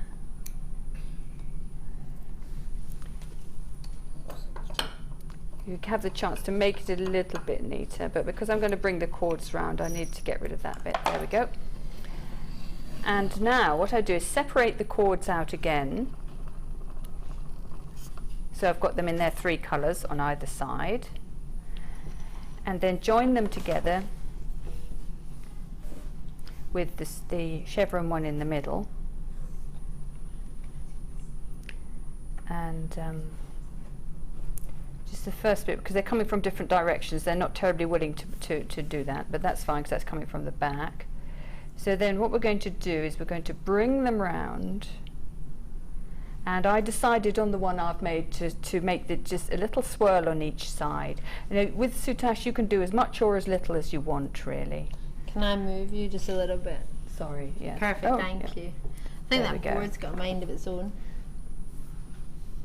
I think, you know, our hands creep, or my hands seem to creep off in the wrong direction once I get in full flow. And then what I'm going to do with this, I'm going to bring the cords round in a little swirl, and I'm going to attach a bead in the middle. Now, if you really don't want to do anything, to get the bead in, you're going to need to sew. I'm going to get my needle out and sew that in. If you really don't like the idea of doing any sewing and you've enjoyed... Producer Phil's not into so that. for Phil, what he should do is he can just glue these together and do them in a little swirl on their own. So a little swirl without the bead is also going to look pretty. But I'm going to, for this, show you how to... He's loving that. He's like, yep, I can do that. I'm That's looking fine forward for to me. seeing it then. Yep, me too, Phil. Can't wait to see that. And so for When this... you get your soutache on. For this you need a needle and thread, and I think we're going to be able to... Is that a song? Sorry, Amelia. I was just improvising, sorry. I thought Leah was joining in. I think you should do it out loud. Go on, quick. Go on. Get your soutache on, get your soutache on. Get your soutache on, get your soutache on. I love it. I love how Amelia and Leah knew exactly what tune Amelia was doing when she was mouthing it. That was incredible. I love that. Sorry, Prue, I didn't want to interrupt, Yeah, but no, that's fine. I thought I'd miss. I thought there was an official Jewellery Maker soutache song there that I totally missed. It is now. Absolutely. Sorry. No, that's all right. So now that I've got my needle out, we just need to remember, when you're using soutache, you always stitch in the ditch, I think everyone here likes to call it, or in the little valley, whatever. But that's the beauty of soutache. You've got that little sort of groove in the middle, which will hide your stitches, basically. So, and with soutache, you just use little stitches to and fro. And the slight disadvantage I have here is I think probably you've got a better view on television of whether I'm actually hitting that groove, because I'd normally have this much closer. I think I'm getting it more or less.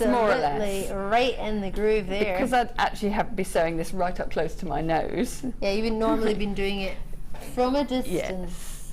So now that I've got the three together, I'm just going to get them attached to the side of the cap. And the great thing is always with, once you've got your needle out, that you can just attach things wherever you want to. Can I move you again? Sorry. No, I'm trying to creep it closer, aren't I? Yeah, we caught you. I don't know how you do it, because you're not allowed to have your head in the way. You're not allowed to have your hands in your face. You've got to do it standing. Like, I don't understand. I quite like the standing, though. I have tried sitting down, and I don't like that so much. So I normally always stand, but today my legs hurt, so I sat down. Don't know why my legs are hurting. Oh. Sure you wanted to know that. It's an interesting fact. I think it's because I wore heels all day yesterday. Oh yes, no, that does have an old effect. Now. Oh. So you need to thread on your bead once you've gone through, and then just wrap the soutache round. Sometimes you need a couple of attempts to just get the soutache going round in the right direction again, to get through, because I want that bead to sit snugly in the corner, and so I need to make sure I get through the soutache at the right point, so it's going to look neat. If you don't do it the first time, try again, because as you let go, it sort of starts to move around. So there we go. And then I'm just pulling that one, so that's, you've got to remember that you're going to be pulling this one down as well. And then once you're through, just go through your soutache a few more times. I'm going quite fast at this. With soutache, it's quite nice to do lots of little stitches. And then bring it round to the back. I'd probably do a couple more little stitches there. Bring it round to the back. And now at this point, you're going to spread these out and flatten them. And that's the way you make a neat finish on the back. So you need a bit of glue as well. In fact, this is quite a good moment if you did have your one where you'd broken the top off it. Yeah, the big spudge. Because I think this is going to take a bit of time to get enough glue out for this. I might just... Should we do some of these? Yeah. Well, you do some gluing. Let me get my glue coming. Just so Phil's excited because the glue's out again. It's like, yes. We absolutely 100% think these go with the kit. I'd love to know your opinion on them. They are sterling silver. They are fancy round earring connectors. Now obviously you don't have to have them for earrings, but that was the original idea for them. There are 21mm for you in the loop, and then you've got 3 loops at the bottom and 2 loops at the top, one pointing down, one pointing up. 3 pairs in total, or you could look at them as 6 individual connectors, however you're going to use them.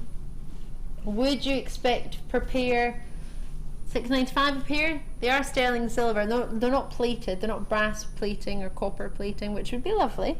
They are pure sterling silver, so 92.5% pure silver. Price point, what do you reckon? What could we do?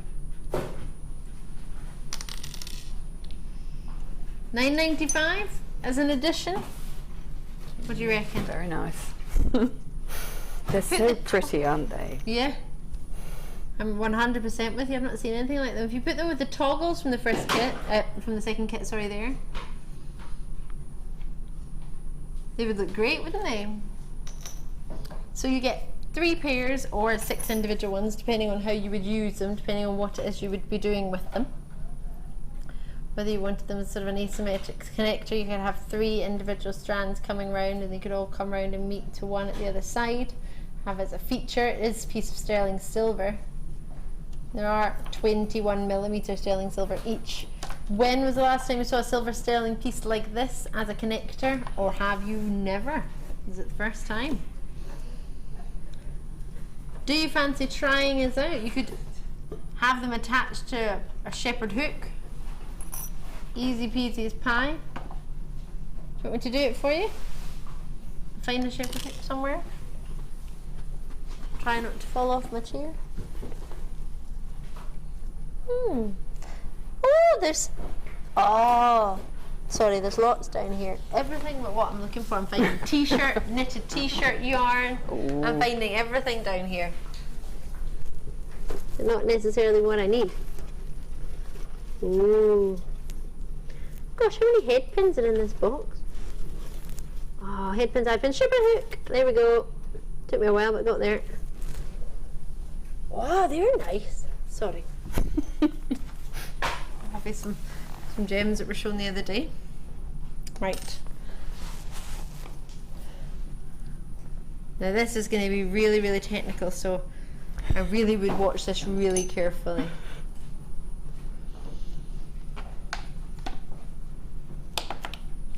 Now, in all fairness, I don't know if everybody would be able to get to this standard of jewellery making.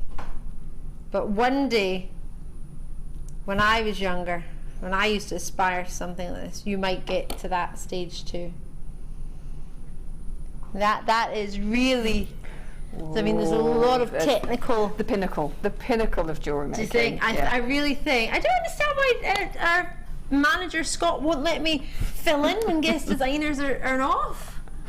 I really don't get it. I'll speak to him about it. I mean, that's me in my prime. That's me at the top of my game there. How precision was that? Precise, that's the one. I can't even speak now. Couldn't speak earlier, to be fair. I don't know who I'm trying to kid. 9.95 pence. I mean, that is an earring. Yes.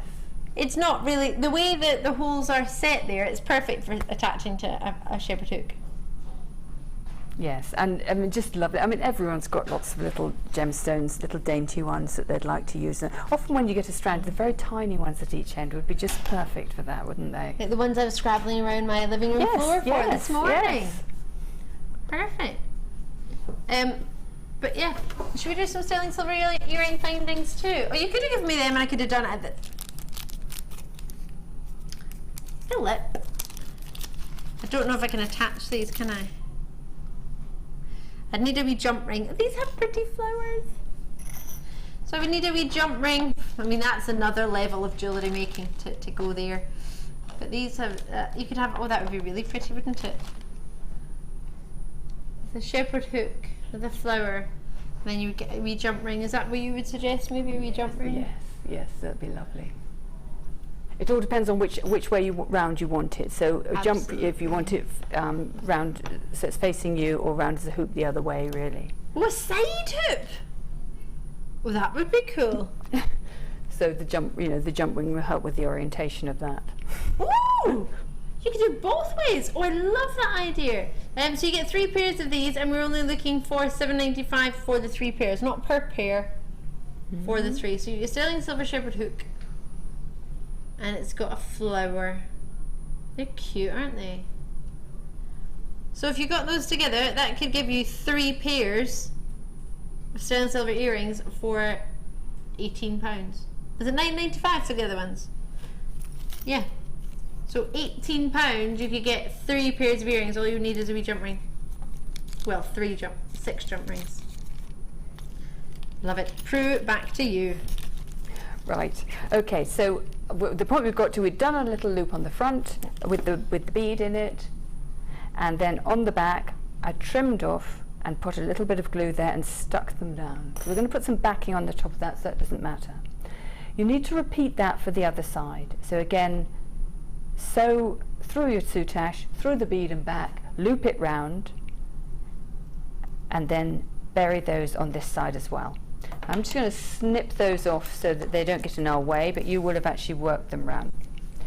The next stage then, is obviously that's not very attractive like that, so you want to stick it onto another piece of backing. And so this, you just need a couple of dabs of glue. You don't need a lot, you're really just doing it to keep it into position. So while you sew, just wiping the end of it. Yeah, exactly. It's just so that it doesn't move as you're sewing it, and then stick it onto your nice firm stick. But what we're actually going to be doing is sewing this on, so you get a really neat finish. So it's not all about the glue for this last bit. And so what you need to do when you're cutting, so you're going to cut through. You're going to cut this nice and close to the soutache, and you need to keep your scissors at right angles to the soutache. One of the tendencies when you're cutting around something, for some reason, is to move your scissors sideways, and then you cut away from underneath. So do try hard to really keep those scissors at right angles. It's a little bit more difficult at the end there, so we'll trim that bit afterwards. Then as we come round here, I'm going through and making sure, obviously, I'm not nipping the soutache as I do it. If at this point you noticed that the soutache was coming away, you could just put another little dab of glue there. I'm just going to trim off here. Again, the glue is just holding it in position. And then what you need to do, I haven't done it terribly, I'd actually spend a little bit more time on that, trimming until you're absolutely happy you've got a really neat edge on it. And then you just need to sew round, and you can use pretty much any thread because this is not going to take any strain. I happen to be using Wildfire at the moment because that's what you can. Yes, and it's on the website as well, and it's very strong. And I thought also you'd be able to see it because it's nice and black as well. So you can actually start with the knot if you want to, because you can just bury that inside the. So if you just go through one layer there, start with. And ultra suede's a very, very dense fabric, so it can be, it's nice and firm. You'll feel quite a lot of resistance as you go through, but what you will find is you can sew quite close to the edge because it doesn't fray at all, and it is this very dense structure. So all you're going to do is just sew those together. Now, obviously, Phil wouldn't want to get his needle out. No, he's already said that. And to be honest, you don't have to. This is just, this, because I do like to use a needle and thread, I think this gives you a very neat finish. But you can just as easily glue it on. And if you do, then do make sure that you get the glue really close to the edges. If you do that, then the glue is going to be important. The way I've done it. Needle and thread there? Yes, but matching thread there, so you can't see it. I can't see it at all. So because you can get so close to the edge, that's why you can get such a neat finish on it. So if your thread is matching, you will get, so yes, it disappears there. Obviously with big black stitches it's more visible, but that's what I really wanted to show people. Wow. So, and so on. So you go on round, so it's all neat and finished. And then you'll have your pendant with your little bead on each side. And so then you're ready to think about the Kumihimo braid that you want to hang it on. So I'll put that to one side and then just move on to my disc. So in this case, Yes, I am using a bigger disc just to give myself a bit of a break. I'm using the thicker cord that we've got in the 0.9 Eslon that we've got in the kit. So the navy. But I also want it a little bit thicker than that. So I've used it double. So in this one I've got 2 cords in each slot on either side of the dots. And so if you didn't like the round braid, the hollow braid, you're going to be glad to know that this is just round braid, so nice and easy. So I could actually just hand over here to, to my assistant to finish off. I could totally do that. And I can feel that this needs a little bit of a weight on it. I seem to have put them all away. Would you like my weight? May I borrow your weight? Absolutely. And you will find that with thicker cords, weight is more really important. Tight. You've done it's beautiful. Oh, it's beautiful. And so I'd be really proud. Can I get a certificate? I'll you should do a certificate for the workshops. Wouldn't that be fun? So when you're doing braid like this, when you've got 2 cords, you do need to make sure that you work them together. So we're going to do the top down, bottom up method, and as you work it, just run your fingers down the 2 cords, keeping them taut and together. Otherwise what you'll find is you get little loops in the braid. So in my bottom down, up move, I'm just sort of smoothing them together, doing my quarter turn, and again. And for this braid, you need, again, about a metre will do. If you wanted extra long, if you want a long pendant, I'd go for 1.2 metres of 16 cords.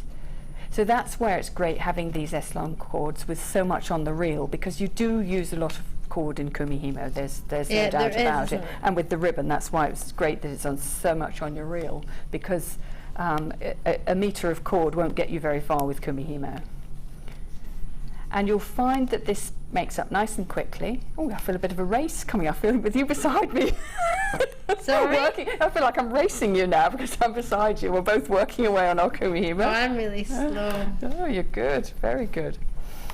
So once you have done your however much cord you want, what you need to do is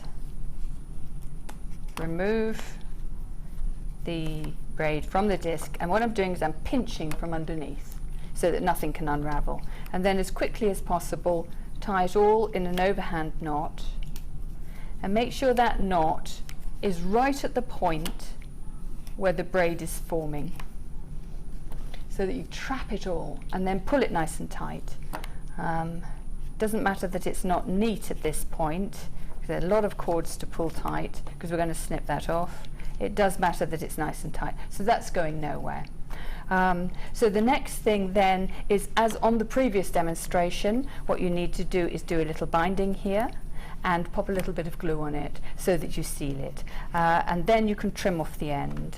So at this end, that's what I've done. I've got a little binding and I've trimmed off the end, and I've allowed that glue to dry. So the glue, in this case, obviously this glue is absolutely perfect for that, but you need any sort of glue that's going to sink into the fibres. So in fact, if you can, with that glue, you can direct it in the little holes of the Kumihimo as well, so you can get a really good bond right into the middle of the braid. So the next point for this particular design, I've done another sort of wired on method. So the one I did before in the first demonstration used a head pin. This one is going to use the Wags Y cone and a piece of wire. So these, I did add a few extra things. I just presumed that people would have a bit of wire in their collections, because I needed to show different ways of finishing off, and this particular kit we didn't get the end cap. So they're all different ways of doing these things. So what you need is some 0.8 wire, a clasp. This is so therapeutic but so addictive. Yes, it is. It's lovely for long journeys as well, and that's why it's nice to have two discs. So you have one with just lots of plain cords on for your journeys, and more complex things where you might have beads, so you might need to keep threading on beads. You wouldn't want to do that on a journey, really, would you? So you can do the more complex one at home. Well, says she, I managed to make a tiara with all my beads in the car, and the car went around the corner and lost all my pink sapphires under the seat.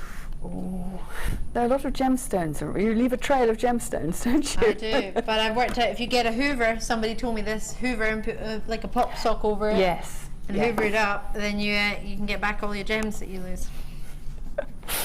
So the next stage then is with your wire to pierce the braid, and you want to pierce the braid inside the binding, so like that. So on the braid side of the binding it needs to be.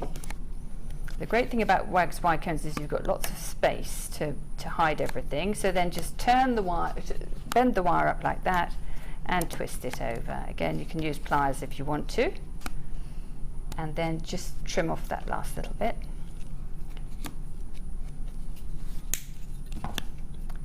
And then I've actually made the wax wire cone already because I think our time is a bit is a bit tight now. So wax wire cone or a coil of wire, whatever you want, that is threaded on the top.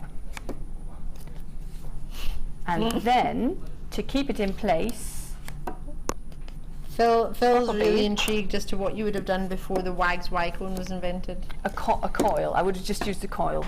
Would you? A straight coil, yes, or a bead with a large hole. Yeah. I do love the wax wire cone. Everybody said you use wax wire cone for this. But I think everyone who gets one, that they use it. That's what they use. Yeah. I'm sorry. Do you need these? Oh no, no, it's all right. I've made my pliers my weight. So what I've done is threaded on the wire cone and one gemstone round. Then again we're doing as we did before. So the difference between this method and the last one is we're just using wire on this one and a wire cone. The previous one we used a head pin, and that head pin showed. In this way we're having it so the wire is actually concealed by the wire cone. So it's just a slight variation on a theme. So again, trim that off, take time to make sure that is properly out of the way, and then using your pliers, open up the. It would have helped if I'd opened that up first. Do you want me to do it? No, don't worry. So I'm just. You do get a jump ring with these, which is quite awesome. We never really comment on that, but you do actually get one. Sorry, I just need to get that a bit closer to see where the join is. The joins are so good on these that they're actually invisible, so apologies for that. There we go. I found the joins and now I can bring it down. There we go. And then using that jump ring, and then you need one extra one for the other side. And then close it up and repeat for the other side. So that's just a bit of a variation, really. And obviously, one really important thing to say: thread your pendant on before you do the second end of your of your braid. So you don't want both ends on. Yeah, so make sure the pendant is threaded on, and then do your second side, and then perfect. Prue, you are amazing. Isn't she wonderful? Love it. Love, love, love. That's what we were making if you just tuned in. You can always look back on YouTube later if you missed it. These were from earlier. I know. Lovely. I think I might be dibsing these. You've done a great job. Great job. Thanks. Yeah, Prue. no, lovely. Really nice and even. Brilliant tension. Yep. Very nice. When I lost my 100-gram weight, I did balance my pliers. Studio pliers. Yeah, you can improvise. The weights are nice and smooth, so you don't get tangled up on things. So the weights are worth having, but you can always improvise. When they stab at you if you drop them. Now, this, I think it was Prue and I that launched this. Yes. We still don't have any needles for you. I think they did the needles when we weren't in. This sold out the day we had it. I don't know if, don't know if it's been back in since. But if it has, it wasn't really with myself. I'm saying it wasn't really, I think it may have been once actually. Still going. What you would do, pop your beads in, spin them, get your needle with your threading material attached, if I'm correct, Prue, please correct me if I'm wrong. Right. Put your needle in with a big curved needle, which unfortunately we don't have because they sold out, and spin it, and they hook on themselves. So if you're finding it boring, or you're not enjoying threading them all, this morning I gave up halfway through because it was annoying me because my beading thread was too thick, but obviously you'll have the right threading material. Get them onto your needle, get them threaded onto your material, and therefore you've then got yourself a much quicker, much easier way of getting your gemstones from their loose state onto a threading material of your choice. Price point wise, it flew out. Again, we've just matched that launch price at £9.95. How long ago was it when we launched it? How long, ago? Yeah. 18th of March, and we're just back in stock today. We've got about 500, is it? 500 in stock since March. Exceptionally popular, as I say. Normally we would have a needle to go with it for you, but I don't have them today. I'm really, really sorry. Hopefully we'll get them in stock soon.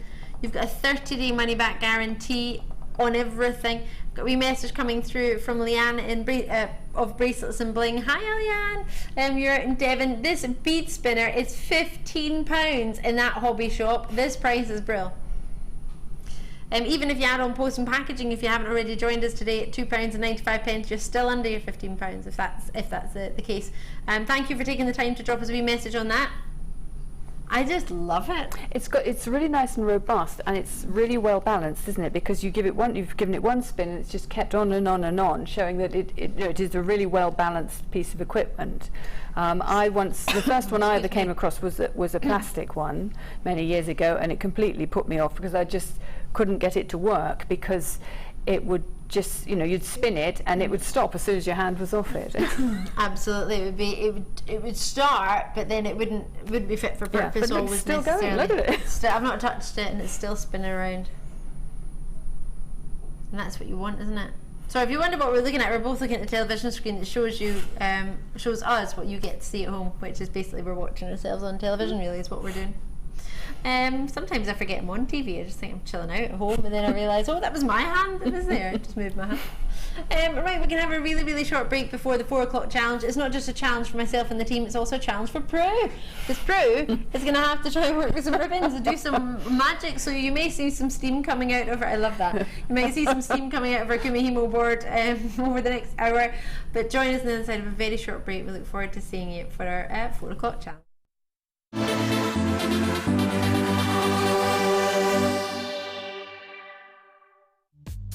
The early bird catches the worm. Don't miss out on your chance to grab our amazing early bird offers at 9 AM on weekday mornings. Catch them while you can.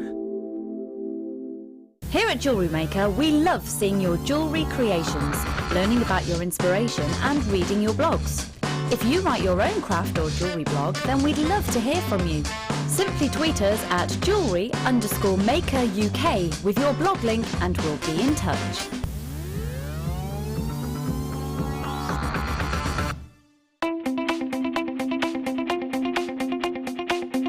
Join our guest designer Mark Smith on his Makes for Men DVD. You'll experience many different techniques specifically designed for creating men's jewellery. This DVD will cover how to make a slip knot, railroad bracelet, metal with leather techniques, cufflinks, a wraparound bracelet and a ball chain bracelet. To get your hands on a copy of this fantastic DVD, contact our call centre on 0800 644 655. Get creative with Jewellery Maker. Add a mystery gift to your order today and you'll receive a surprise full of fantastic treats and goodies with a huge saving guaranteed. Check out our online reviews from Jewellery Maker customers who have previously purchased one of these mystery gifts. Go on, treat yourself with a little gift. Jewellery Maker have an extensive range of DVDs for all abilities. Each of our mediums has an introductory DVD to help you get started. If you're already an experienced jewellery maker, we have a collection of projects and more advanced DVDs to take your designs to the next level. We are always filming new DVDs with our specialist guest designers, so visit our website for more information. The latest edition of the Lure Book is now available. This highly regarded gemstone encyclopedia features over 1,300 pages full of facts and knowledge. Discover the places, the people and the stories behind every gemstone. To get your hands on a copy, contact our call centre on 0800 644 655.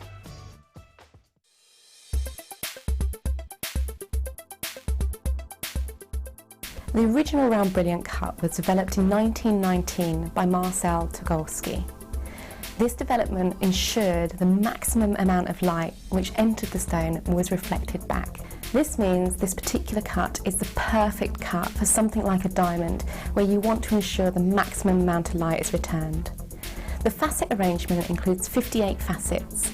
These are broken down as 1 table facet, 8 star facets, 8 kite facets, 16 upper girdle facets, 16 lower girdle facets, and 8 main pavilion facets, the final facet coming from the coulee. All variations of the round brilliant, such as your marquise cut and your pear cuts, are actually modifications of the round. So the external shape of the gemstone is cut as desired, and then the facet arrangement is the same as seen in a round brilliant. Did you know that if you go to JewelleryMaker.com and sign up to our mailing list, then you will receive 20% off your first order with us? We'll also keep you updated with special offers, theme shows, program guides and Jewellery Maker tutorials. Jewellery Maker. Create, wear, share.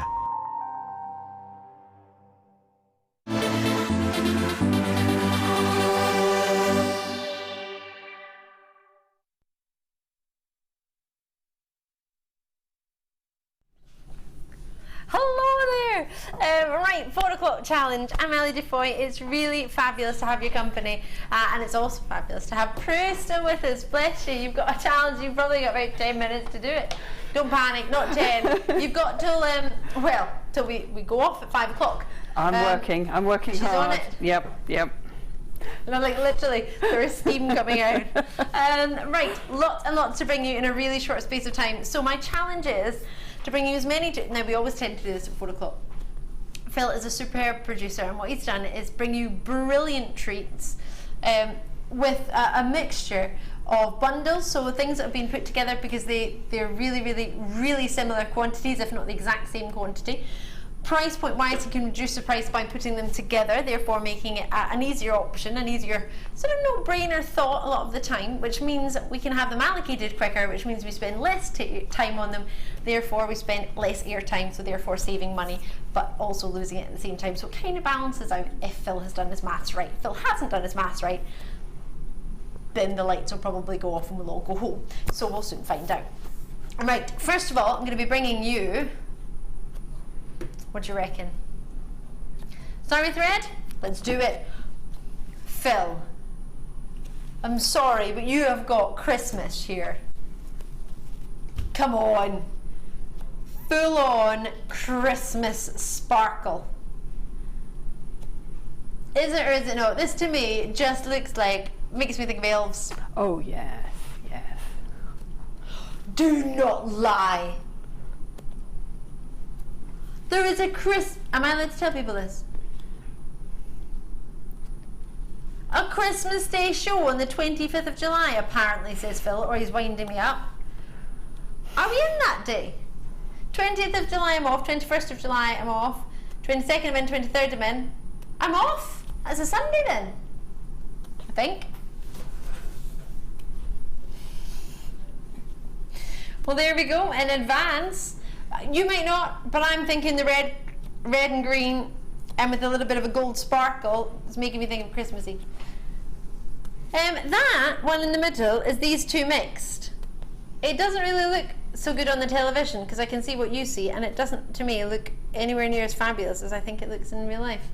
It doesn't look quite as Christmassy green either. In real life, it is a very Christmassy green, isn't it? It looks a bit dull on the telly. It's almost like it's got a navy body with a Christmas green sparkle. It's really pretty. I really love it. Really fabulous. And can you Kumihimo with Zari thread? Yes, you can. Yes. Just make sure you're using an older disc, so don't use it on the disc. Yes, so have it keep it for a separate disc. But yes, you can make some really chunky, spectacular braids. $6.95 for the 100 meters. You get your Mystic Green Zari thread. You've got 40 meters in each one, giving you a total of 110. You've got your Zari thread, which is red and green, and then you've got the red on its own. So that's 3 of those together. Code on it is NQRK14. Now moving on, not to rush you. You've got the code. You've got plenty of time, but so we can bring you as much as possible. So always do have a look, NQRK14, and that's code for that one. You can always go back to it, but the quicker I bring it to you, the more I bring you, the more variety you have, and also the less airtime we bring each one for you. So 19 of these left, abalone, double-sided 10 by 8mm ovals. So that's an abalone shell. Abalone. Everyone seems to love abalone. Oh, sorry, I've got lots of glitter coming off from my zari threads, forgive me. This tends to go with every gemstone, with the greens in there, the blues, the purples, the yellows, the pinks in there. What do you reckon? A gem for you? Definitely a gem for me. No, I've done some lovely things with abalone in the past. You absolutely have. And I've really enjoyed them. It's always beautiful to work with gemstones that have lots of different colours, so that as you're working with them, you're just really enjoying them, really. So as you move them, you see something different. They've got a lot of personality, each one there. So I love working with them, yes. And I like the fact they're not too heavy as well, so you can do quite intricate designs, but they're still quite lightweight. Brilliant. I think we've got as the sign of approval from our Prue. Definitely. If Prue loves them, I love them. With the sari thread cord, or well, it was earlier the Eslon cord, sorry, that we had earlier, Eslon threads, and the first, maybe one of the first opportunities that we brought you earlier this afternoon. If there's any left, do have a look. It was a lovely mixture of blues and aquas and chartreuse cords that were just lovely. These are the last 19 in stock, or were, should I say, the last 19 in stock. They are ICPO09, and it's down to $8.95 for your 10 by 8 mils, approximately 38 centimeter strand. Gorgeous or gorgeous? Enjoy those, they're lovely. Right, findings pack with rich, deep velvet green diopside. Have a looky here. So when this arrives, you'll probably think it's a pack of cards, or at least that's what I thought when I very first saw it. Same size, but inside you have, we did used to do packs of cards. I haven't seen them for ages. Are they still on the website? Oh, I think they are. Right, chrome diopside nuggets, or I like to call them Russian diopside, because you tend to get your Russian diopside, or your diopsides that are coloured by chromium in Russia and the Siberia location. There's 20 carats of nuggets in there. So bear in mind, some of our nugget strands, when they're smaller lengths, are only about 9-10 carats. So these are 20 carats. They've got good length if that was in a strand. 3 by 2mm. Now everything you've got 2 of here, aside from the gold-plated jump rings, which are 6mm, and you get yourself, that's them at the end, and you get 20 of those and 50 round copper beads of 2mm round. Everything else you get 2 of. So 2 of your shepherd hooks, 16 by 8mm. 2 of your chandeliers, 16 by 13mm. 2 of your lobster claw clasps, 10 by 7, and 2 of your toggles, 20mm by 9mm, and then there's a 1 length of your twisted oval length chain, 3 by 2. So genuine Russian diopside for £7.95. Will this ever be seen again? How about now? Oh.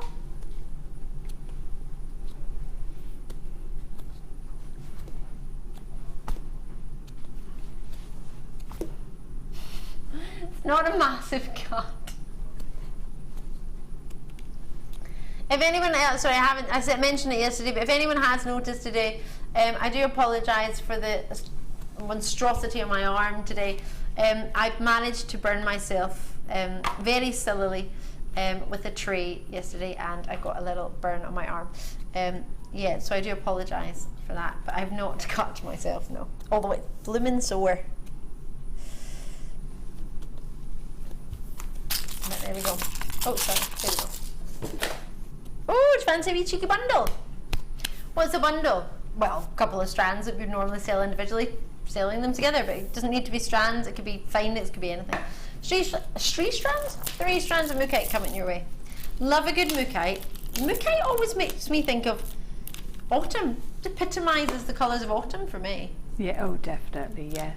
Like sort of the hillsides in Vermont or somewhere like that. Oh yeah. Oh, I'd like to go there with so my mookaite. That would be lovely.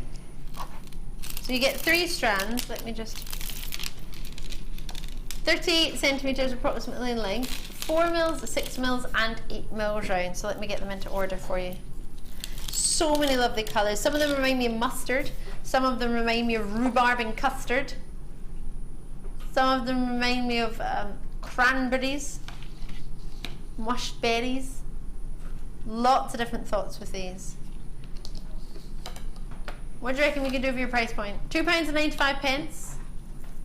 All the way from Mooka Creek in Australia. £9.95 for 3 strands. 6 mil from 4 mil. Sorry, 4 mil there, 6 mil and 8 mil. And it should have been £12.85. Wow.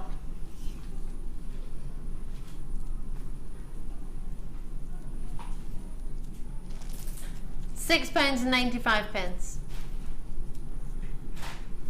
Should it have dropped in price? No. Has it? Well, yes. Twice. Oops, there it is. Wunderbar. Enjoy it, enjoy me as soon as possible because these treats will not be here for very long at all. What would you put with mookaite? Greens, I think, would look lovely. What do you think? Aventurine from the first kit? Some sunshiny yellows? And some rich sugar garnets? You would like to put some blues? It's amazing how different it looks with the different options. Just introduce one separate colour and it brings out that in the strand of mookaite. Absolutely. Wonder how the greys would go. I know £6.95 is not the price we should be looking at, but as you can appreciate, we won't be there for very long. In fact, I'm going to leave them there. GXGC64 is the code you would need for those 3 strands. 4 mil, 6 mil and 8 mil, all natural mookaite. Clear quartz for you. Oh, I love this one. You've got hearts, big nugget strand, hearts and seed beads. Do we need or do we need? Absolutely. These hearts are gorgeous. Totally coral. Love you, Coral. Love you too. 8mm hearts. They are 8 by 5mm for your nuggets. 80 carats for your plain rounds. 80 carats for your hearts, and then your plain rounds are 2 mil with 10 carats. So 250 carats on an 86 approximately centimetre strand, 8 by 5 mil. 10 carats at 2 mil, and these hearts, perfect puffy hearts. Really, we were talking about this yesterday, how perfect they are in their groove as opposed to a sort of fan shape. They're really lush hearts. Really gorgeous. And they are 8 carats and they're coming in at an 8 mil heart. Is that all? Oh, really affordable. For a staple strand, would you say? Or a staple collective of strands? 3 strands coming your way. One of them 86 centimetres. This one approximately 38 centimetres. Really lovely hearts. And then you've got your faceted as well. Are they? No, they're plain. They're plain. They're just really lustrous. They do look faceted, don't they? They're not. They're completely plain. Just really lustrous. Really glowing. Really clear. Clearly amazing. What a name. Name of the next bundle's worse. £9.95 to get those hearts when they're so popular and so many people feel that they are easily a no-brainer purchase when you get earrings to go with them. I mean, these would be quite nice with the sterling silver earlier, if you put a little heart drop in the middle and then you had some of the clear quartz or the nuggets dropped around, or the rounds in the middle, or maybe you could mix it with maybe something else that you've got at home, maybe the odd pearl you might want to put if it's a sterling silver finding, might be an idea. On the birthday DVD, I did a design that was a charm bracelet using hearts, and I think those clear hearts would look beautiful with that. Just colour variation. That was a beautiful, beautiful piece. I absolutely agree. They would be a must, right? Try and get them if you can. The code was on the screen. Sorry, I didn't read it out. I just missed that one there. I was just working it. We've got more clear quartz for you. Wheels or rondelles, well, no, they're more wheels. Corner drill cubes and drops. Lovely mix for you here. Have a look at these. 100 carats for you in your corner drilled cubes. They go from, they're 4mm and they go up to 6mm, and it's a 31cm strand, so that's that one on the end there. You've then got 70 carats of plain wheels. They graduate also. They're from 3x2mm up to 6x3mm and a 30cm strand. Then finishing off on the final strand, 95 carats of clear irregular plain drops, 5x3mm to 10x4mm and a 26cm strand. So for all of them, could we match the strand, the price of the previous 3 strands? You would like to better that. Oh, I don't know about that. Or $6.95. Corner drilled cubes, irregular drops and graduated wheels. What more would you want? Want it all. So we've got a massive, within the previous deal and this one, I'm just adding the previous deal in just so you can see, you would have pretty much everything you'd look for £17. You get hearts, rounds, nuggets, drops, cubes and wheels. Ah, that'd be fabulous. Previous drop went to $9.95 and these are down to $6.95. Wonderful or wonderful. And what does clear go with? Everything. Totally. Add on to your order. It will not cost you any more than your post and packaging. If you're like me and you've already got your order open, you might want to add it on. Great to see you. BKGC30. Right, fancy some sodalite and cloudy quartz? I totally do. Cloudy skies.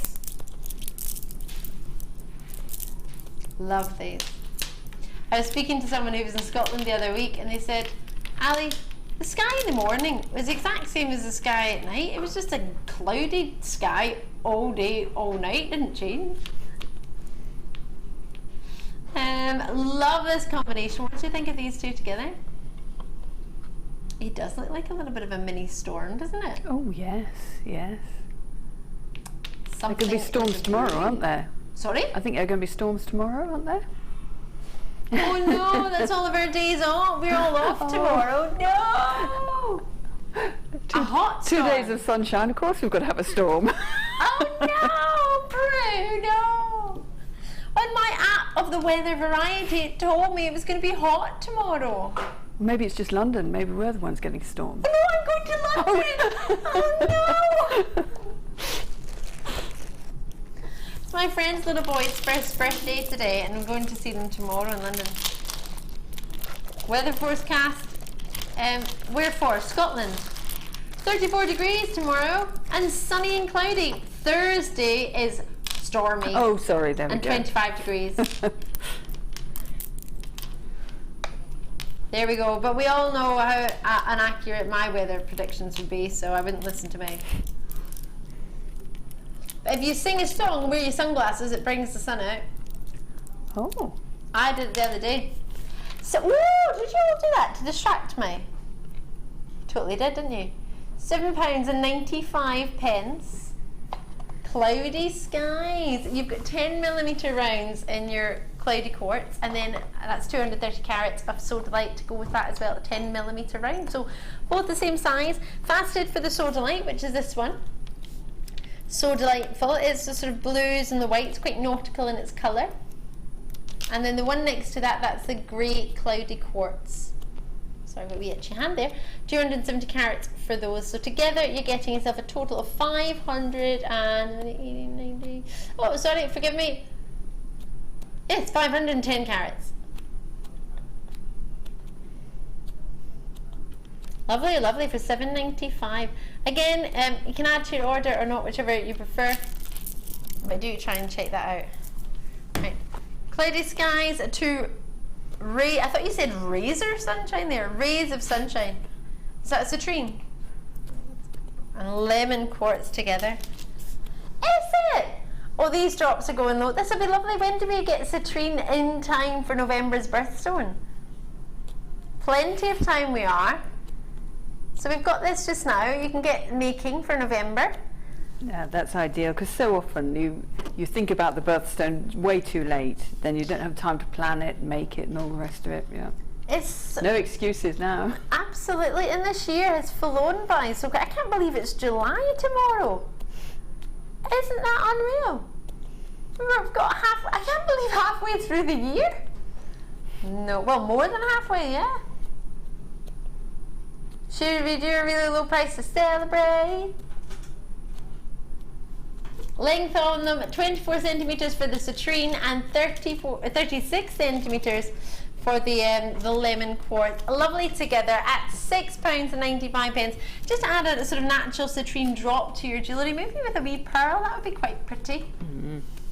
That'd be quite natural, sort of organic look with a mixture of pearls and a mixture of drops. And lots of very light and fresh as well.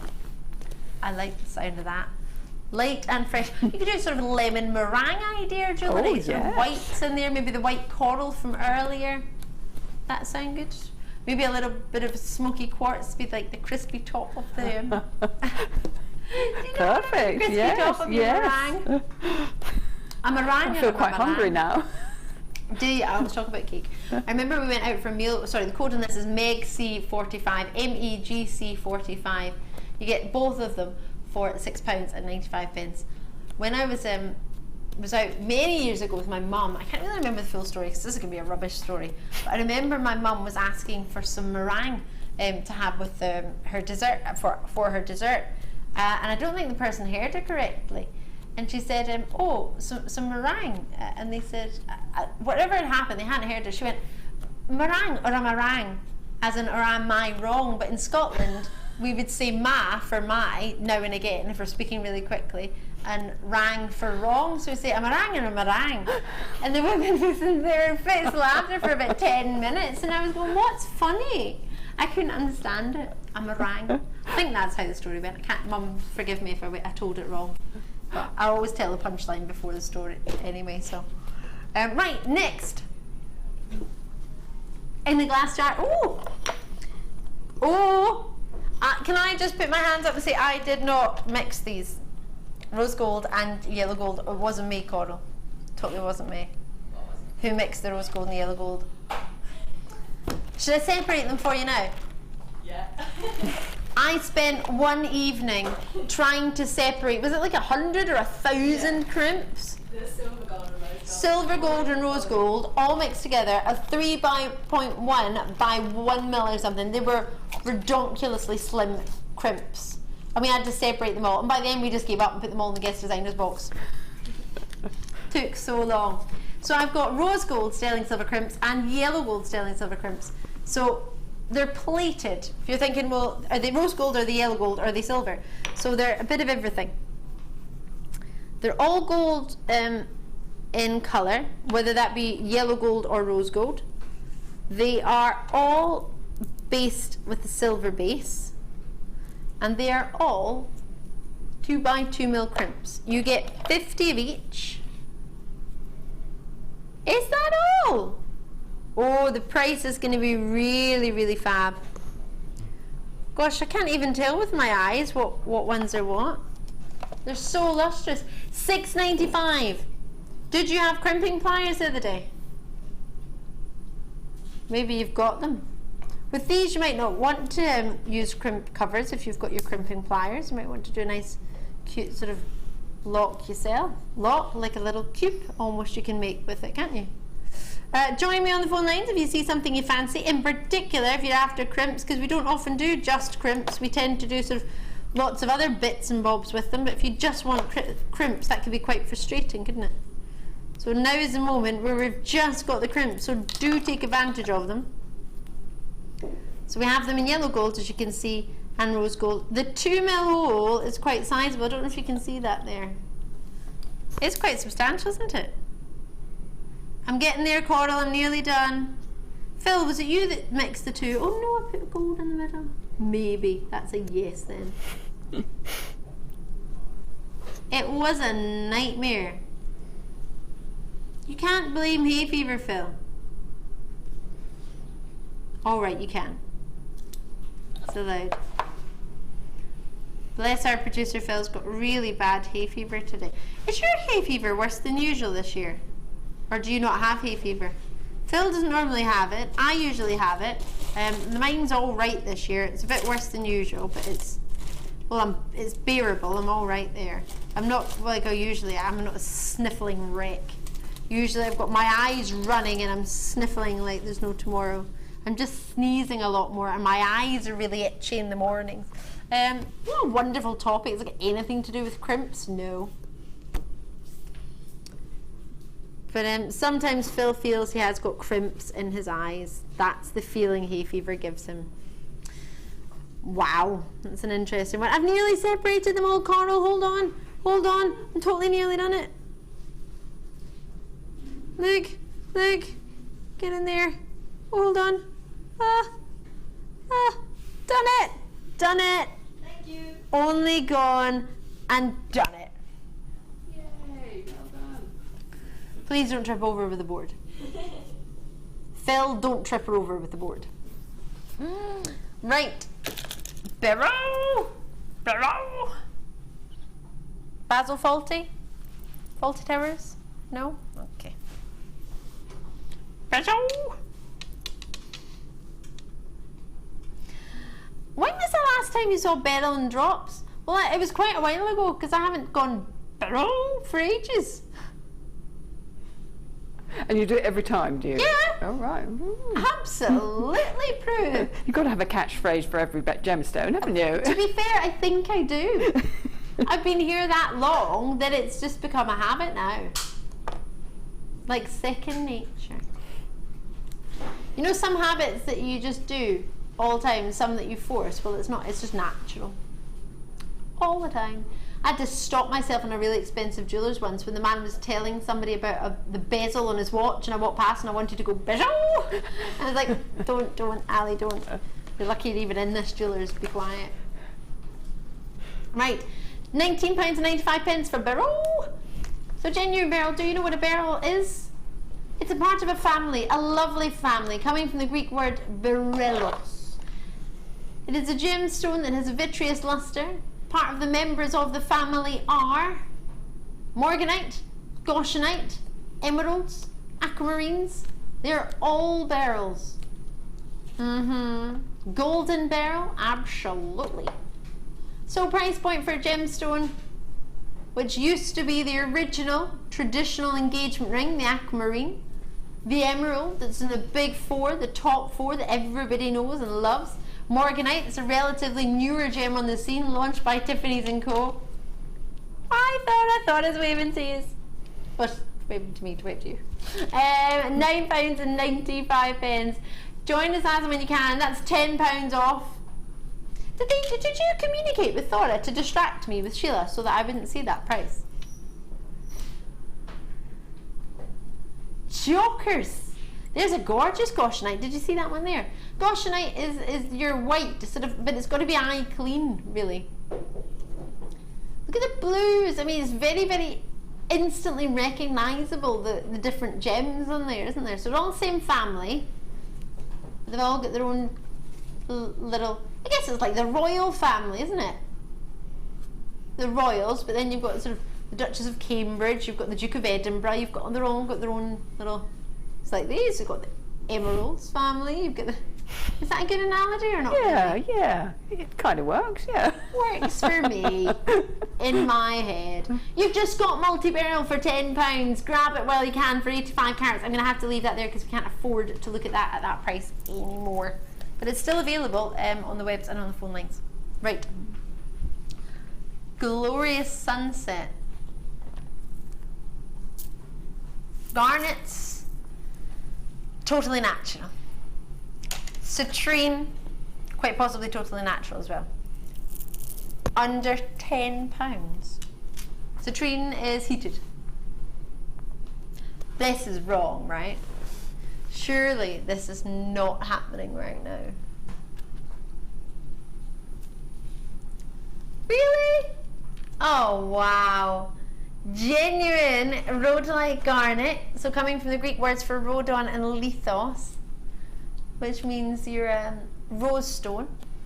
When you get more purples, you get absolutely higher valued garnet.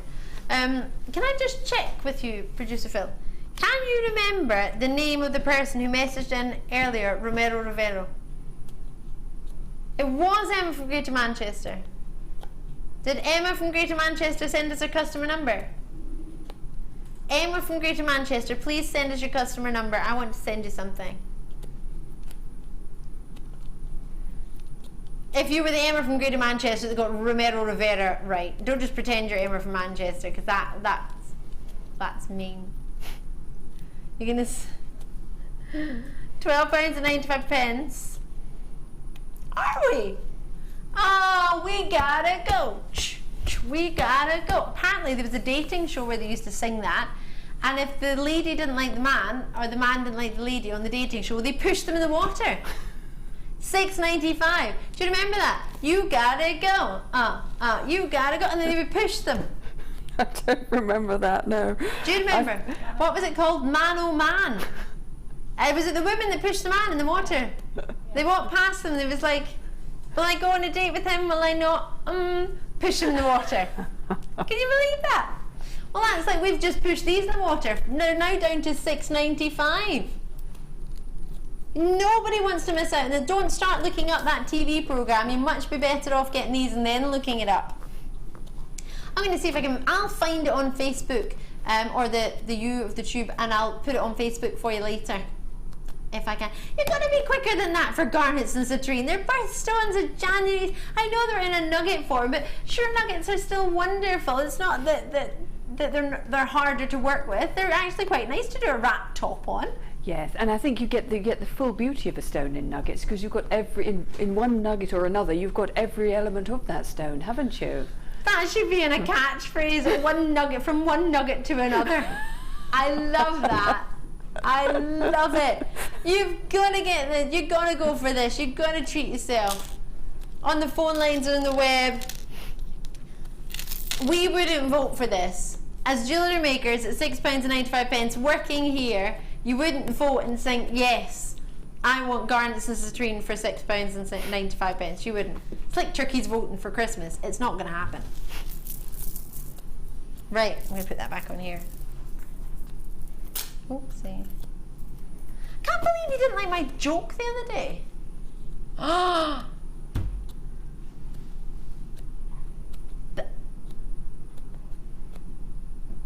I don't think there is, that's why.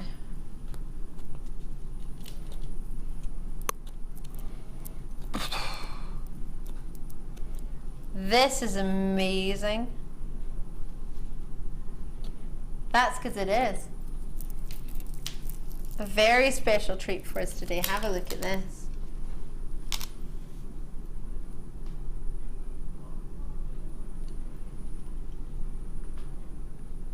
You get, I can't believe this, you get two of them. One, oh, they're both the same, 140 carats. They're both 70 carats each. They're both central drilled. Polished nuggets for you. Hey, Emma sent us a customer number. Thank you. £9.90. Boom, boom, shake, shake the room. What do you reckon? Love this.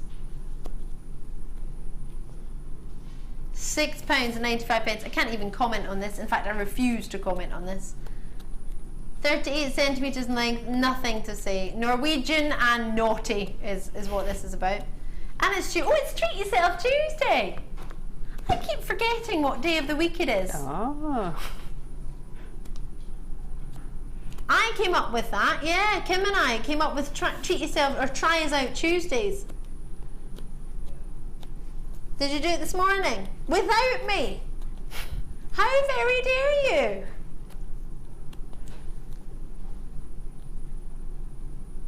I am totally envious because it was Kim and I's idea. Kim did it without me. That's not fair, is it? It's not right. Next thing you know, she'll be doing Kimbo's limbo without me as well. Yes, she's doing Kimbo limbo. We're going to make a little cartoon. Kimbo limbo. Yeah, it's totally going to be awesome. You need to get these before they go. BY and buy GC85. Check it out when you can. Whoa! Hematite and quartz. Love this.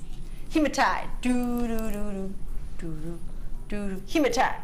My producer, executive producer Martha, had a necklace. I think there were pearls of this sort of shape today. Really dainty and really pretty. Ooh! Rainbow shimmer.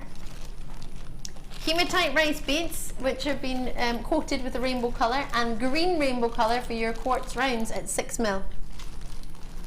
No, they look more like a grey green.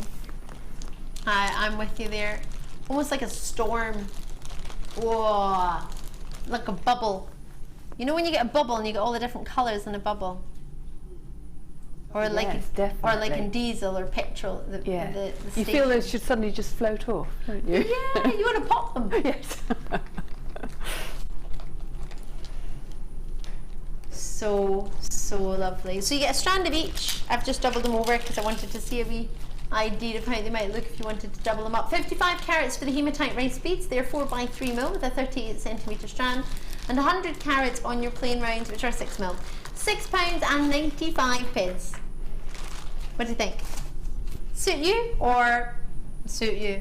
Wouldn't you pay that for the hematite alone, brand new? Totally would. Absolutely. But you get both. You don't have to choose. 38cm approximately on each one. Oh, I've got a wee message from Belinda in Surrey. Hiya!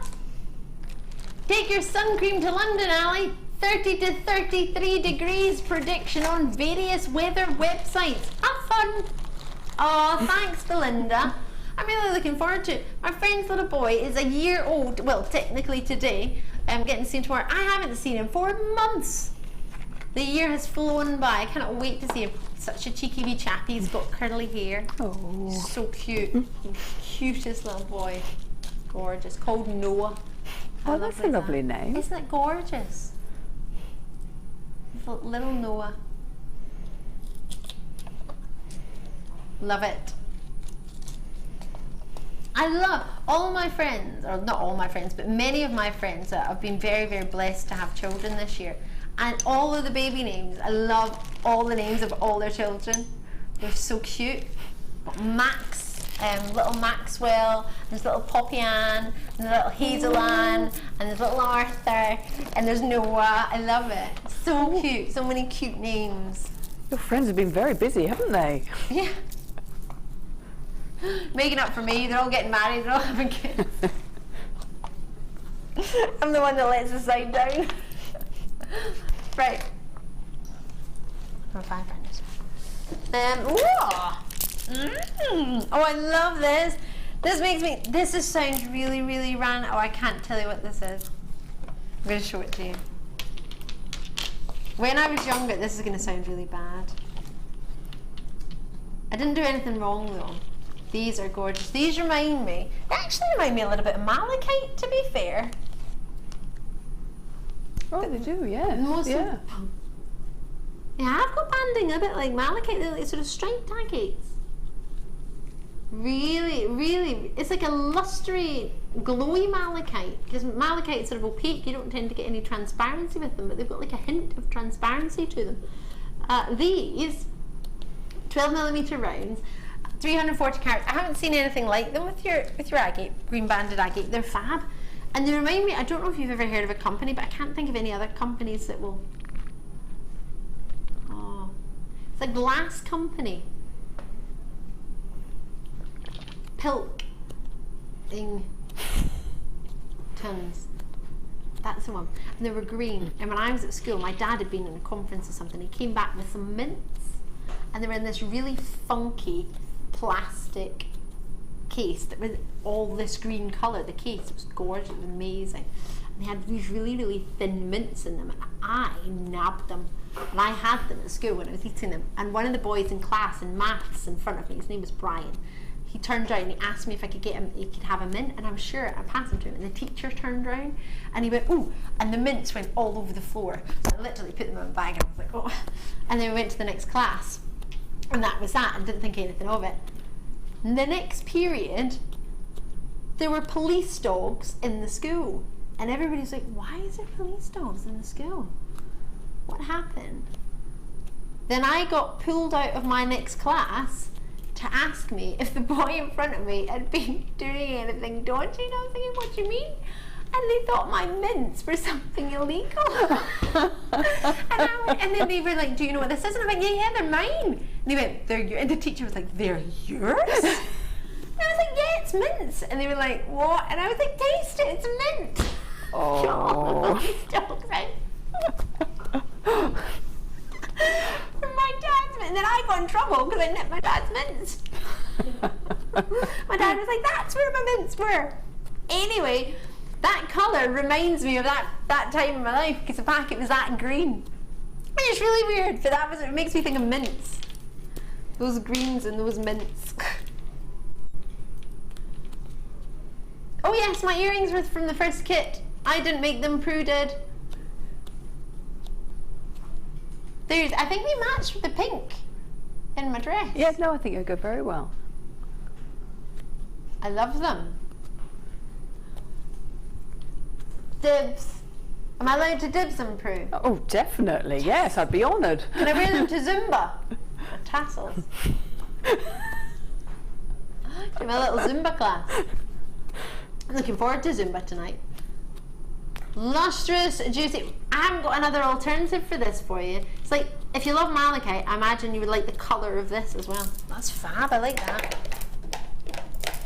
Natural chalcedony. Boom, oh, the whites. Oh, this is like little snowdrops. Remind you of little snowdrops? Was there a little book when we were children called Snowdrops? Something about a snowdrop or a bluebell? I think I'm just making this up. I can't think of it, but these make me think. I probably just made it up, Prue, don't worry. In my little head. I'll give it some thought, but I wouldn't waste your time, to be fair. These are really, really dreamy. Brand new. And they are just like little snowdrops, I think. Glowing snowdrops. You know when you picture, this is going to sound really weird again. I have the weirdest analogies. I used to want, for some reason, on my 19th birthday, all I wanted was a snow globe. So I got all my friends and family just to get me a little snow globe, like a globe that you shook. That's all I wanted. I don't know why, just wanted globes, snow globes. That and to go and find Nemo at the London Aquarium, which I did, with my brother. I don't think he particularly loved it, but it was I found it fun. Yes. So, well, I was 19. I think he thought I would want to do something fancier for my 19th birthday rather than go around the London Aquarium and try and find Nemo, but that's what we did. Anyway, these remind me of the glow that you get in the really fancy snow globes, the really pretty, glowy snow globes. You certainly get a real feeling of depth with those, don't you? Like you're really looking into something. Really glowy. I love them. They're brand new, £9.95, and we're reducing the price purely because they're as part of the 4 o'clock challenge, because we can't expect you to get something quickly at full price. Because then we would normally spend what do we normally spend? About 3 minutes on a treat. But we've got to go and make sure we get to see our Prue before the end of the show. So MQRU64, these are lovely. Really pretty. What do you think? With wee bits of turquoise in between? Really glowing, really bright. I really love these. They're brand new and they're great drops to graduate from 8x5 to 12x6mm. Enjoy those because they're fab. They're really lovely. Right. Our Prue has very kindly been with us today. I love that. Leah lifted the camera up as if I was going to get taller when I got off the seat, but realised I'm the same height standing and sitting. Awkward or what? Right. I am. Everybody laughs. I go, oh, I need to adjust the camera for Ali because she's sitting down. The same height. Peru, thank you so much for joining us today. It's been lovely. It's been really lovely. Have you enjoyed it? I have very much. Yes, I always enjoy it, and it's been great fun today, particularly. So thank you. Love Peru. Peru, it's so pretty. So what I wanted to do, because Kumihimo is quite time-consuming, so I wanted to show really how this ribbon can be used. So I only had time to make it into one bracelet. So that's round braid. This is half round braid, and you can see it's quite different. And this is hollow braid, so you can get quite different effects. And the ribbon will work with all different sorts of Kumihimo braids, and just sometimes the simplest things are the best. A little bracelet made like that. I always think this one looks a little bit like hearts, the bottom one. Oh yeah. In fact, if you turn it over, the one where it's a bit more hearty than the other, it's a sort of flat one. Yeah, maybe. But so the ribbon works up really beautifully in Kumihimo. It's lovely on your hands as well. Is it, you mean sort of quite soft compared to the Eslon cords and the thicker cords and sari threads?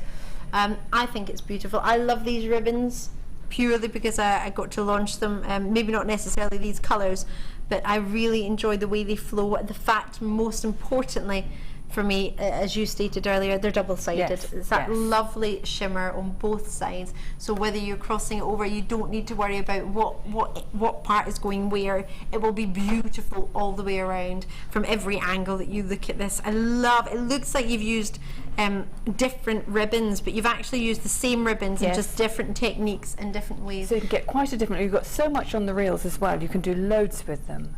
And there's certainly a very different feel to cheap ribbons as well. I've worked a lot with all sorts of different ribbons, and if you're making jewellery, you do want to have a good feel. You do want to have the best ones, don't you? And they seem to. I mean, I haven't worked with them. I'm just looking from your designs, but they seem to have held their position. They don't seem to have slipped out. No, they work up very nicely, but you could also just use them, a bundle of ribbons, just as unbraided, and hang a pendant from it. I mean, I think they're very, very flexible. They're gorgeous. They're down to $9.95. Thank you so much. Prue, do you know off the top of your head when you're back with us? I'm on jury service next month. Oh yes, so I'm not. We were talking about that. So I'm not going to be here next month. So I haven't heard yet about August. But oh well, keep your eyes posted on JewelleryMaker.com on the website. You'll get to see when all our guest designers are coming up. Please do not go anywhere for you, because the gorgeous Claire and the equally stunning Vicky are coming up for you tonight. Oh gosh, I love your hair. They're in the late show, and I'll see you back Friday morning.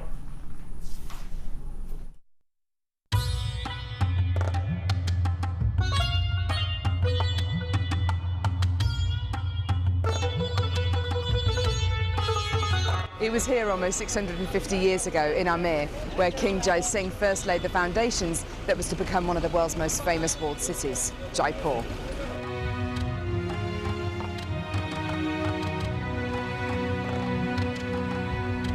The city of Jaipur, commonly known as the Pink City, is now taking centre stage for gemstone cutting and trading. It's here in the bursting heart of the walled city that our gems of distinction strands are cut, faceted and polished.